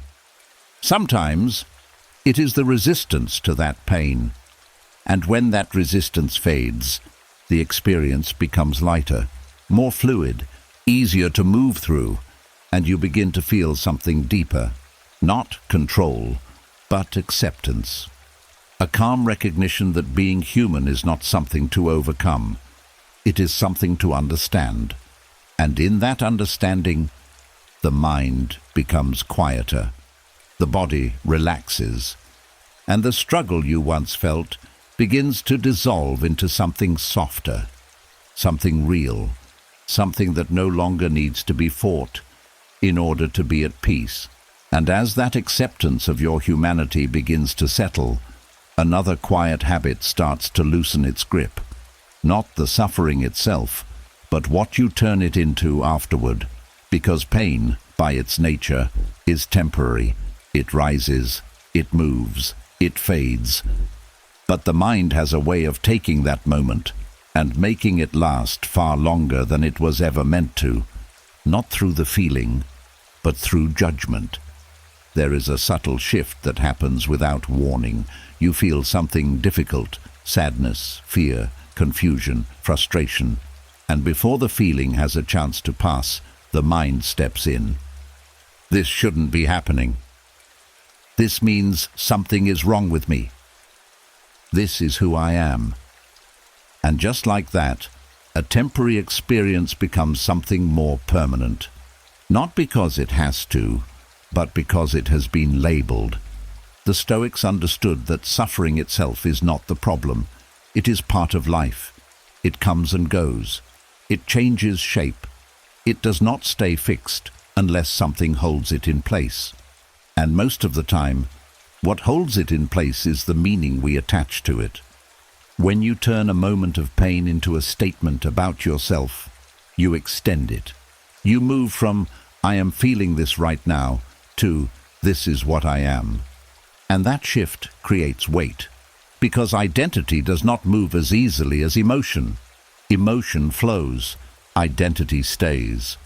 So what could have passed naturally becomes something you carry. This is how temporary suffering turns into permanent self-judgment. You may notice how quickly the mind does this. A mistake becomes, "I am not good enough." A difficult moment becomes, "I always struggle." A feeling becomes, "This is just who I am." These statements feel true, not because they are accurate, but because they are repeated, and repetition builds belief. But the Stoics practiced something different. They separated the moment from the meaning. They allowed themselves to experience what was happening, without turning it into a final conclusion about who they were. They did not rush to define themselves based on a single experience. They observed, they waited, they allowed the moment to pass before deciding what it meant. This creates space. And in that space, something begins to soften. You realize that what you are feeling is not fixed. It is moving. It is changing. And you do not need to turn it into something permanent. This does not mean ignoring the experience. It means allowing it to be what it is, without adding more to it. You can feel sadness, without calling yourself a sad person. You can feel fear, without deciding you are weak. You can struggle, without believing you are incapable. These are moments, not definitions, and when you begin to see them this way, the weight begins to lift. Because you are no longer carrying the experience forward as identity, you are allowing it to complete itself.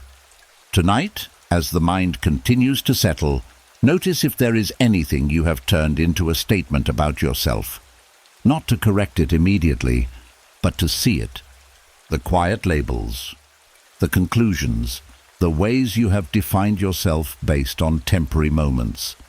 And then, gently create space. You do not have to remove the feeling. You only have to stop attaching it to who you are. Because you are not fixed in this moment. You are not defined by what you feel right now. You are moving, changing, learning. And when you allow that movement, the suffering begins to pass as it was meant to, without being held, without being extended, without becoming something it was never meant to be. And in that release, the mind becomes lighter, the identity becomes clearer, and you begin to experience life without carrying every moment as a permanent mark, just as something that came and then quietly went. And as you begin to loosen the weight of self-judgment, another quiet ability starts to take form, not avoiding the past, but meeting it differently, because the goal is not to forget what happened. It is to remember. without being pulled back into it. There is a way memories can take control without asking. They appear suddenly. A moment, a place, a feeling. And before you notice, you are no longer here. You are inside it again. The body reacts. The emotions rise. The mind follows the same path it always has. It feels automatic, as if the memory has more authority than you do. But that authority is not fixed. It comes from how the memory is met. The Stoics understood that memories, like thoughts, are impressions. They appear, they carry feeling, they bring images, but they are not commands, they are not present reality, and most importantly, they do not have to decide how you respond. This is where their method begins, not by pushing the memory away, but by facing it with awareness. There is a quiet difference between being inside a memory and observing it. When you are inside it, everything feels immediate. The body tightens, the emotions take over, the mind reacts without space. But when you step back, even slightly, something changes. You begin to see the memory instead of becoming it. This is something that happened. That simple recognition creates distance, not emotional distance in the sense of disconnection, but mental distance in the sense of clarity. You are no longer lost in it, you are aware of it, and awareness changes the experience. The Stoics practiced this kind of observation deliberately. When a memory appeared, they did not immediately follow it. They paused. They looked at it without adding more to it. They described it in simple terms, without exaggeration, without judgment. Not, "This was terrible," but "This is what happened."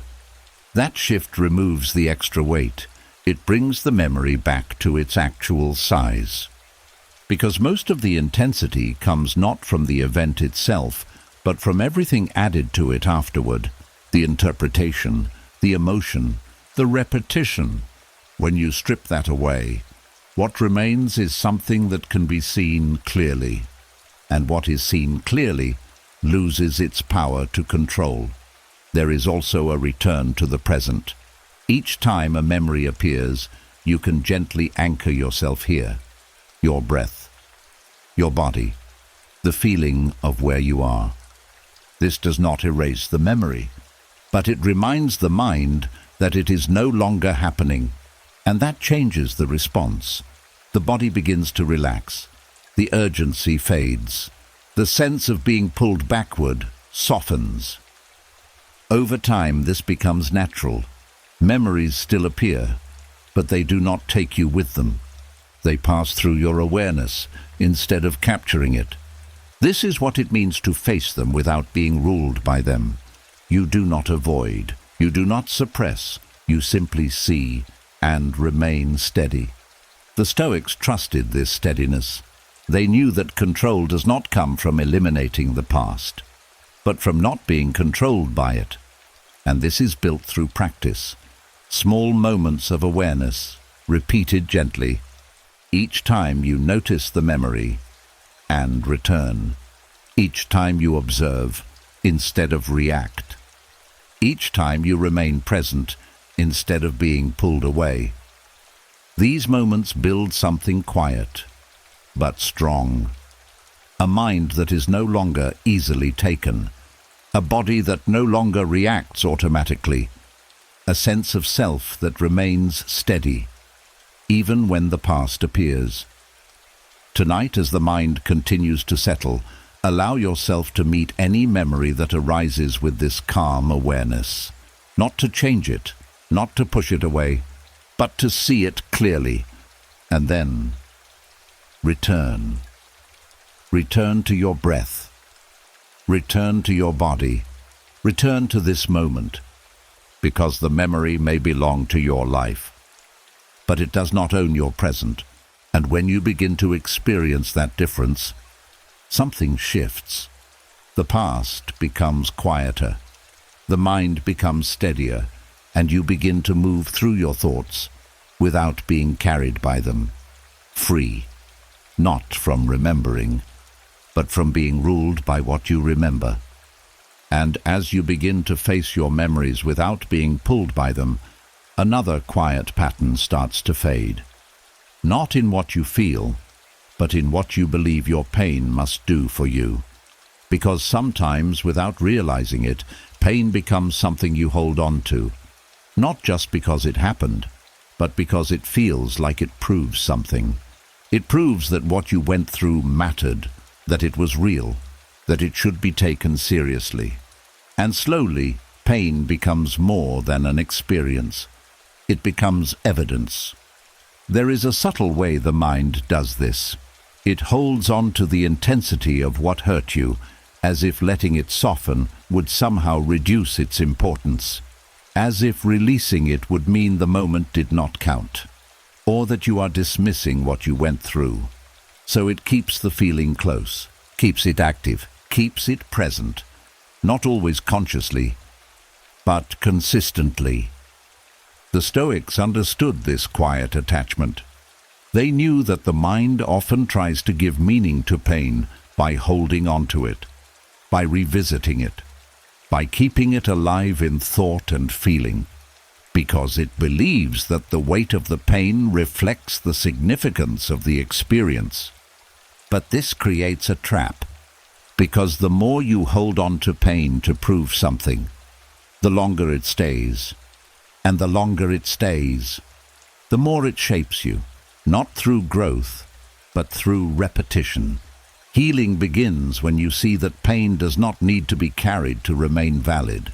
What you experienced was real, whether you hold on to it or not. Its importance does not depend on how long you suffer because of it.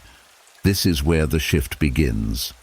You stop asking your pain to justify itself. You stop using it as proof. You stop measuring its value by its intensity. And in doing so, you begin to release it. This does not erase the experience, it frees it. It allows it to settle into your past, instead of staying active in your present. The Stoics practiced this by focusing on what could be learned, and then moving forward. They did not keep pain alive to demonstrate strength or endurance. They allowed the lesson to remain and the suffering to fade, because suffering beyond its purpose does not add meaning. It adds weight. There is also something deeper beneath this pattern. The need to be seen, to be understood, to have what you went through acknowledged. And when that recognition is not fully received from others, the mind holds on to the pain as a way of validating itself. If I still feel this, then it must have mattered. But it already mattered. It does not need to be repeated to be real. This is where you begin to return to yourself. You recognize your own experience without needing to prove it. You acknowledge what happened without needing to carry it forward. You allow the meaning to remain without holding on to the weight. And in that, something softens. The need to keep the pain active begins to fade, because it is no longer serving a purpose. It is no longer being asked to do anything. It can simply be what it was, and then rest. Tonight, as the mind continues to quiet, notice if there is any part of you still holding on to pain as proof. Not to judge it, but to understand it. You are not wrong for wanting your experience to be seen, but you no longer need to carry it to make it real. It is already part of you, already understood, already acknowledged by you. And that is enough. Because healing does not begin when pain becomes stronger. It begins when pain is no longer needed. And when you release that need, something shifts. The mind becomes lighter. The body relaxes, and the space inside you opens, without needing to be filled by what once hurt, leaving you with something quieter, something steadier, something that no longer needs to prove anything, to simply be at peace. And as that need to prove your pain begins to fade, Another, quieter layer starts to rise into awareness, not loud like anger, not sharp like regret, but something softer, almost hidden. The small, unspoken tensions that never fully left. The moments you brushed past, the feelings you did not express, the slight tightness that stayed, even when everything seemed fine. These are the invisible resentments. They do not always announce themselves, but they remain.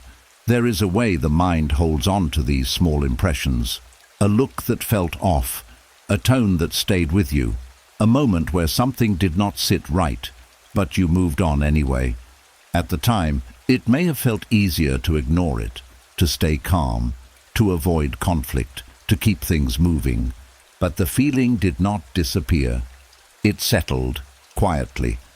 And over time, these small moments begin to collect, not as clear memories, but as subtle weight. You may not even know exactly what you are holding, but you feel it. A slight tension when you think of someone, a quiet irritation without a clear reason, a sense of heaviness that does not point to one specific moment. This is how resentment builds, not always from big events, but from small, repeated impressions that were never fully seen.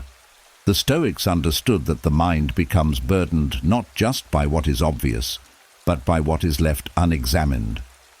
They practiced a kind of inner clarity that allowed them to notice these small tensions before they became something larger, not to react to them immediately, but to acknowledge them, because what is acknowledged can be released, and what is ignored often stays. The process of cleansing the mind is not forceful, it is gentle. It begins with noticing. You allow your attention to move through your inner space without rushing. You begin to sense where there is tightness, where something feels slightly unsettled, not to analyze it deeply, but to recognize it. That did not feel right. That simple recognition is enough to bring it into awareness, and once it is seen, it no longer needs to stay hidden. The next step is not to build a story around it, not to justify it, not to blame, but to allow the feeling to exist without holding on to it, because resentment grows when it is fed with repeated thought, when you revisit it, when you reinforce it. But when you simply notice it and allow it to pass, it begins to lose its hold. The Stoics practiced this by returning to reason and perspective. They reminded themselves that people act from their own understanding, their own limits, their own state of mind, not always from intention to harm. And this does not excuse behavior, but it softens the need to hold on to it, because holding on to resentment does not protect you. It weighs you down. It keeps you connected to something that has already passed, and over time, it affects how you feel in the present. This is why cleansing is important, not to erase memory, but to remove the emotional residue. You can remember what happened, without carrying the tension with it. This is where release happens, not by forcing yourself to forgive immediately, but by letting go of the need to keep the feeling active. Each time you notice a small resentment and choose not to hold it, you lighten your mind, you create space, you allow your inner world to become clearer. Over time, this becomes a habit. The mind stops collecting, stops storing, stops holding on to what does not need to stay, and in that, something shifts. A quiet lightness, a sense that you are no longer carrying small hidden weights. Tonight, as the mind continues to settle, allow yourself to notice any subtle tension that remains. Not to fix it, not to judge it, but to see it. And then, gently let it go, because not everything needs to be carried. Some things only need to be acknowledged and released. And when the mind is no longer holding on to what was never meant to stay, it becomes clearer, lighter, and ready to rest, without hidden weight beneath the surface. And as those invisible resentments begin to dissolve, another deeper practice quietly appears, not just letting go of small tensions, but releasing the entire day as if it has already ended completely, not carrying it forward, not keeping any part of it alive, letting it be finished. There is a way the mind holds on to today long after it is over. It keeps certain moments open, conversations that felt incomplete, thoughts that did not settle, feelings that were never fully released. And even as you lie down, the day is still active inside you. It has not ended. It has only paused. This is why sleep can feel restless, not because the body cannot rest, but because the mind is still holding on to what should have already been set down. The Stoics practiced something rare. They treated each day as a complete life, something that begins, unfolds, and then ends. And at the end they did not carry it forward. They let it die, not in a harsh way, but in a clear and final way. They understood that if a day is not allowed to end fully, it continues into the next one. And when this happens repeatedly, the mind becomes heavy. It carries layers of unfinished moments. It builds pressure without release. But when a day is allowed to close completely, something shifts. The mind becomes lighter, the body relaxes, and rest becomes deeper.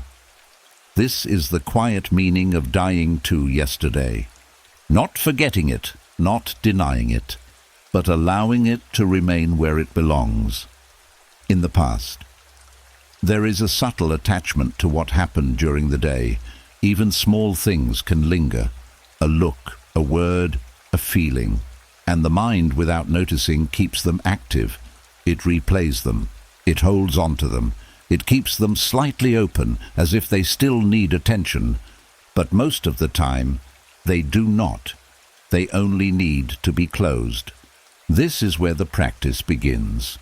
You allow the day to pass through your awareness one last time, not to analyze it deeply, not to judge it, but to see it clearly, to recognize that it has already happened, that nothing in it is still active. And then you release it, not piece by piece, but as a whole. You let the entire day settle behind you. You do not carry its tension. You do not carry its unfinished thoughts. You do not carry its emotional weight. You allow it to be complete. This does not require effort. It requires decision. A quiet recognition that what has happened is no longer yours to hold. The Stoics found peace in this practice because it gave them a fresh beginning each day. They did not accumulate mental weight. They did not build pressure over time. They started each day clean, not because life was easy, but because they did not carry yesterday into today. This is what allows true rest. Not just physical rest, but mental rest. When the mind is no longer holding on to what has passed, it has nothing left to process. It does not need to continue working. It does not need to revisit anything. It can simply stop. Tonight, as everything continues to quiet, allow yourself to practice this. Feel the day behind you, not in detail, but as something that has already ended. Whatever happened is no longer active. Whatever was said is no longer being spoken. Whatever was felt has already passed. Let it all remain where it is, behind you. You do not need to carry any of it forward. You are allowed to begin again without weight. And in that release, something deep begins to settle. The mind becomes still, the body softens, and sleep begins to feel like what it was meant to be, not an escape, but a complete reset. A quiet space where nothing from yesterday is still asking to be held, because you have already let it go, fully, completely. And with that, you are free to rest. And as yesterday is gently laid to rest, another quiet habit comes into focus. Not the thoughts themselves, but the ones you keep giving energy to, because even when the mind becomes still, certain thoughts return. And what you do with them shapes how you feel. There are thoughts that expand you, and there are thoughts that shrink you. You can feel the difference. Some thoughts leave you clear, steady, grounded. Others leave you tight, uncertain, smaller than you were before they appeared. They question your worth. They reduce your confidence. They make you hesitate, doubt, withdraw. And yet, the mind returns to them, not because they are helpful, but because they are familiar. There is a quiet pattern here. The mind feeds what it has practiced. If a thought has been repeated often enough, it becomes easy to return to. Even if it weakens you, even if it does not serve you, it feels known, and the mind tends to move toward what it knows. This is where awareness becomes important, because not every thought deserves your attention. The Stoics understood that thoughts appear without invitation. They come and go, shaped by habit, memory, and past experience. But they also knew that what matters is not which thoughts appear, but which ones you engage with, which ones you follow, which ones you allow to stay. This is the quiet form of control they practiced, not controlling the mind completely, but choosing where to place attention, because attention is what feeds thought. When you give a thought your focus, your energy, your repetition, it grows stronger. It becomes easier to return to. It begins to feel more real, and over time, it shapes how you see yourself and the world. But when a thought is not fed, it fades, not immediately, but gradually. It loses strength. It becomes quieter. It appears less often. This is how you begin to change the inner landscape, not by fighting every thought, but by choosing which ones you nourish. You may notice how certain thoughts leave you feeling smaller. They are better than me. I always fall short. I cannot handle this. These thoughts do not expand your awareness. They narrow it. They limit what you believe is possible. They pull your attention away from what you can do and place it on what you think you lack. And when you follow them, they shape your experience. The Stoics practiced stepping back. When a thought appeared, they did not immediately accept it as truth. They examined it. They asked whether it was useful, whether it aligned with reason, whether it helped them act with clarity. And if it did not, they did not give it more attention. They let it pass. This is not denial. It is discipline, a quiet refusal to engage with what weakens you. Tonight, as the mind continues to settle, notice which thoughts are asking for your attention. Not all of them deserve it. Some are simply habits, some are echoes of the past. Some are patterns that no longer serve you, and you are allowed to step back from them. You are allowed to let them pass without following them, because your mind does not become stronger by thinking more. It becomes stronger by thinking clearly, and clarity comes from choosing what you allow to grow. You do not need to fight the thoughts that make you smaller. You only need to stop feeding them, and when you do, something begins to change.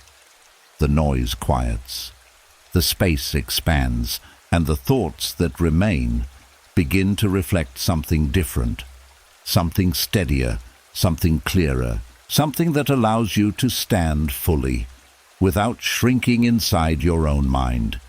Because what you give your attention to becomes your inner world, and you are allowed to choose what grows there. And as you begin to choose which thoughts you no longer feed, something deeper starts to form. Not just quiet, but a place within you that feels steady. A place that does not shift with every thought, every opinion, every change outside of you.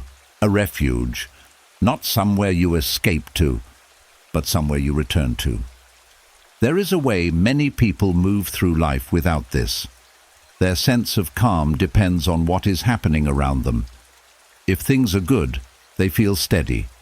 If something shifts, they feel unsettled. Their inner state rises and falls with circumstances, with people, with outcomes. And over time, this becomes exhausting, because nothing outside you stays the same.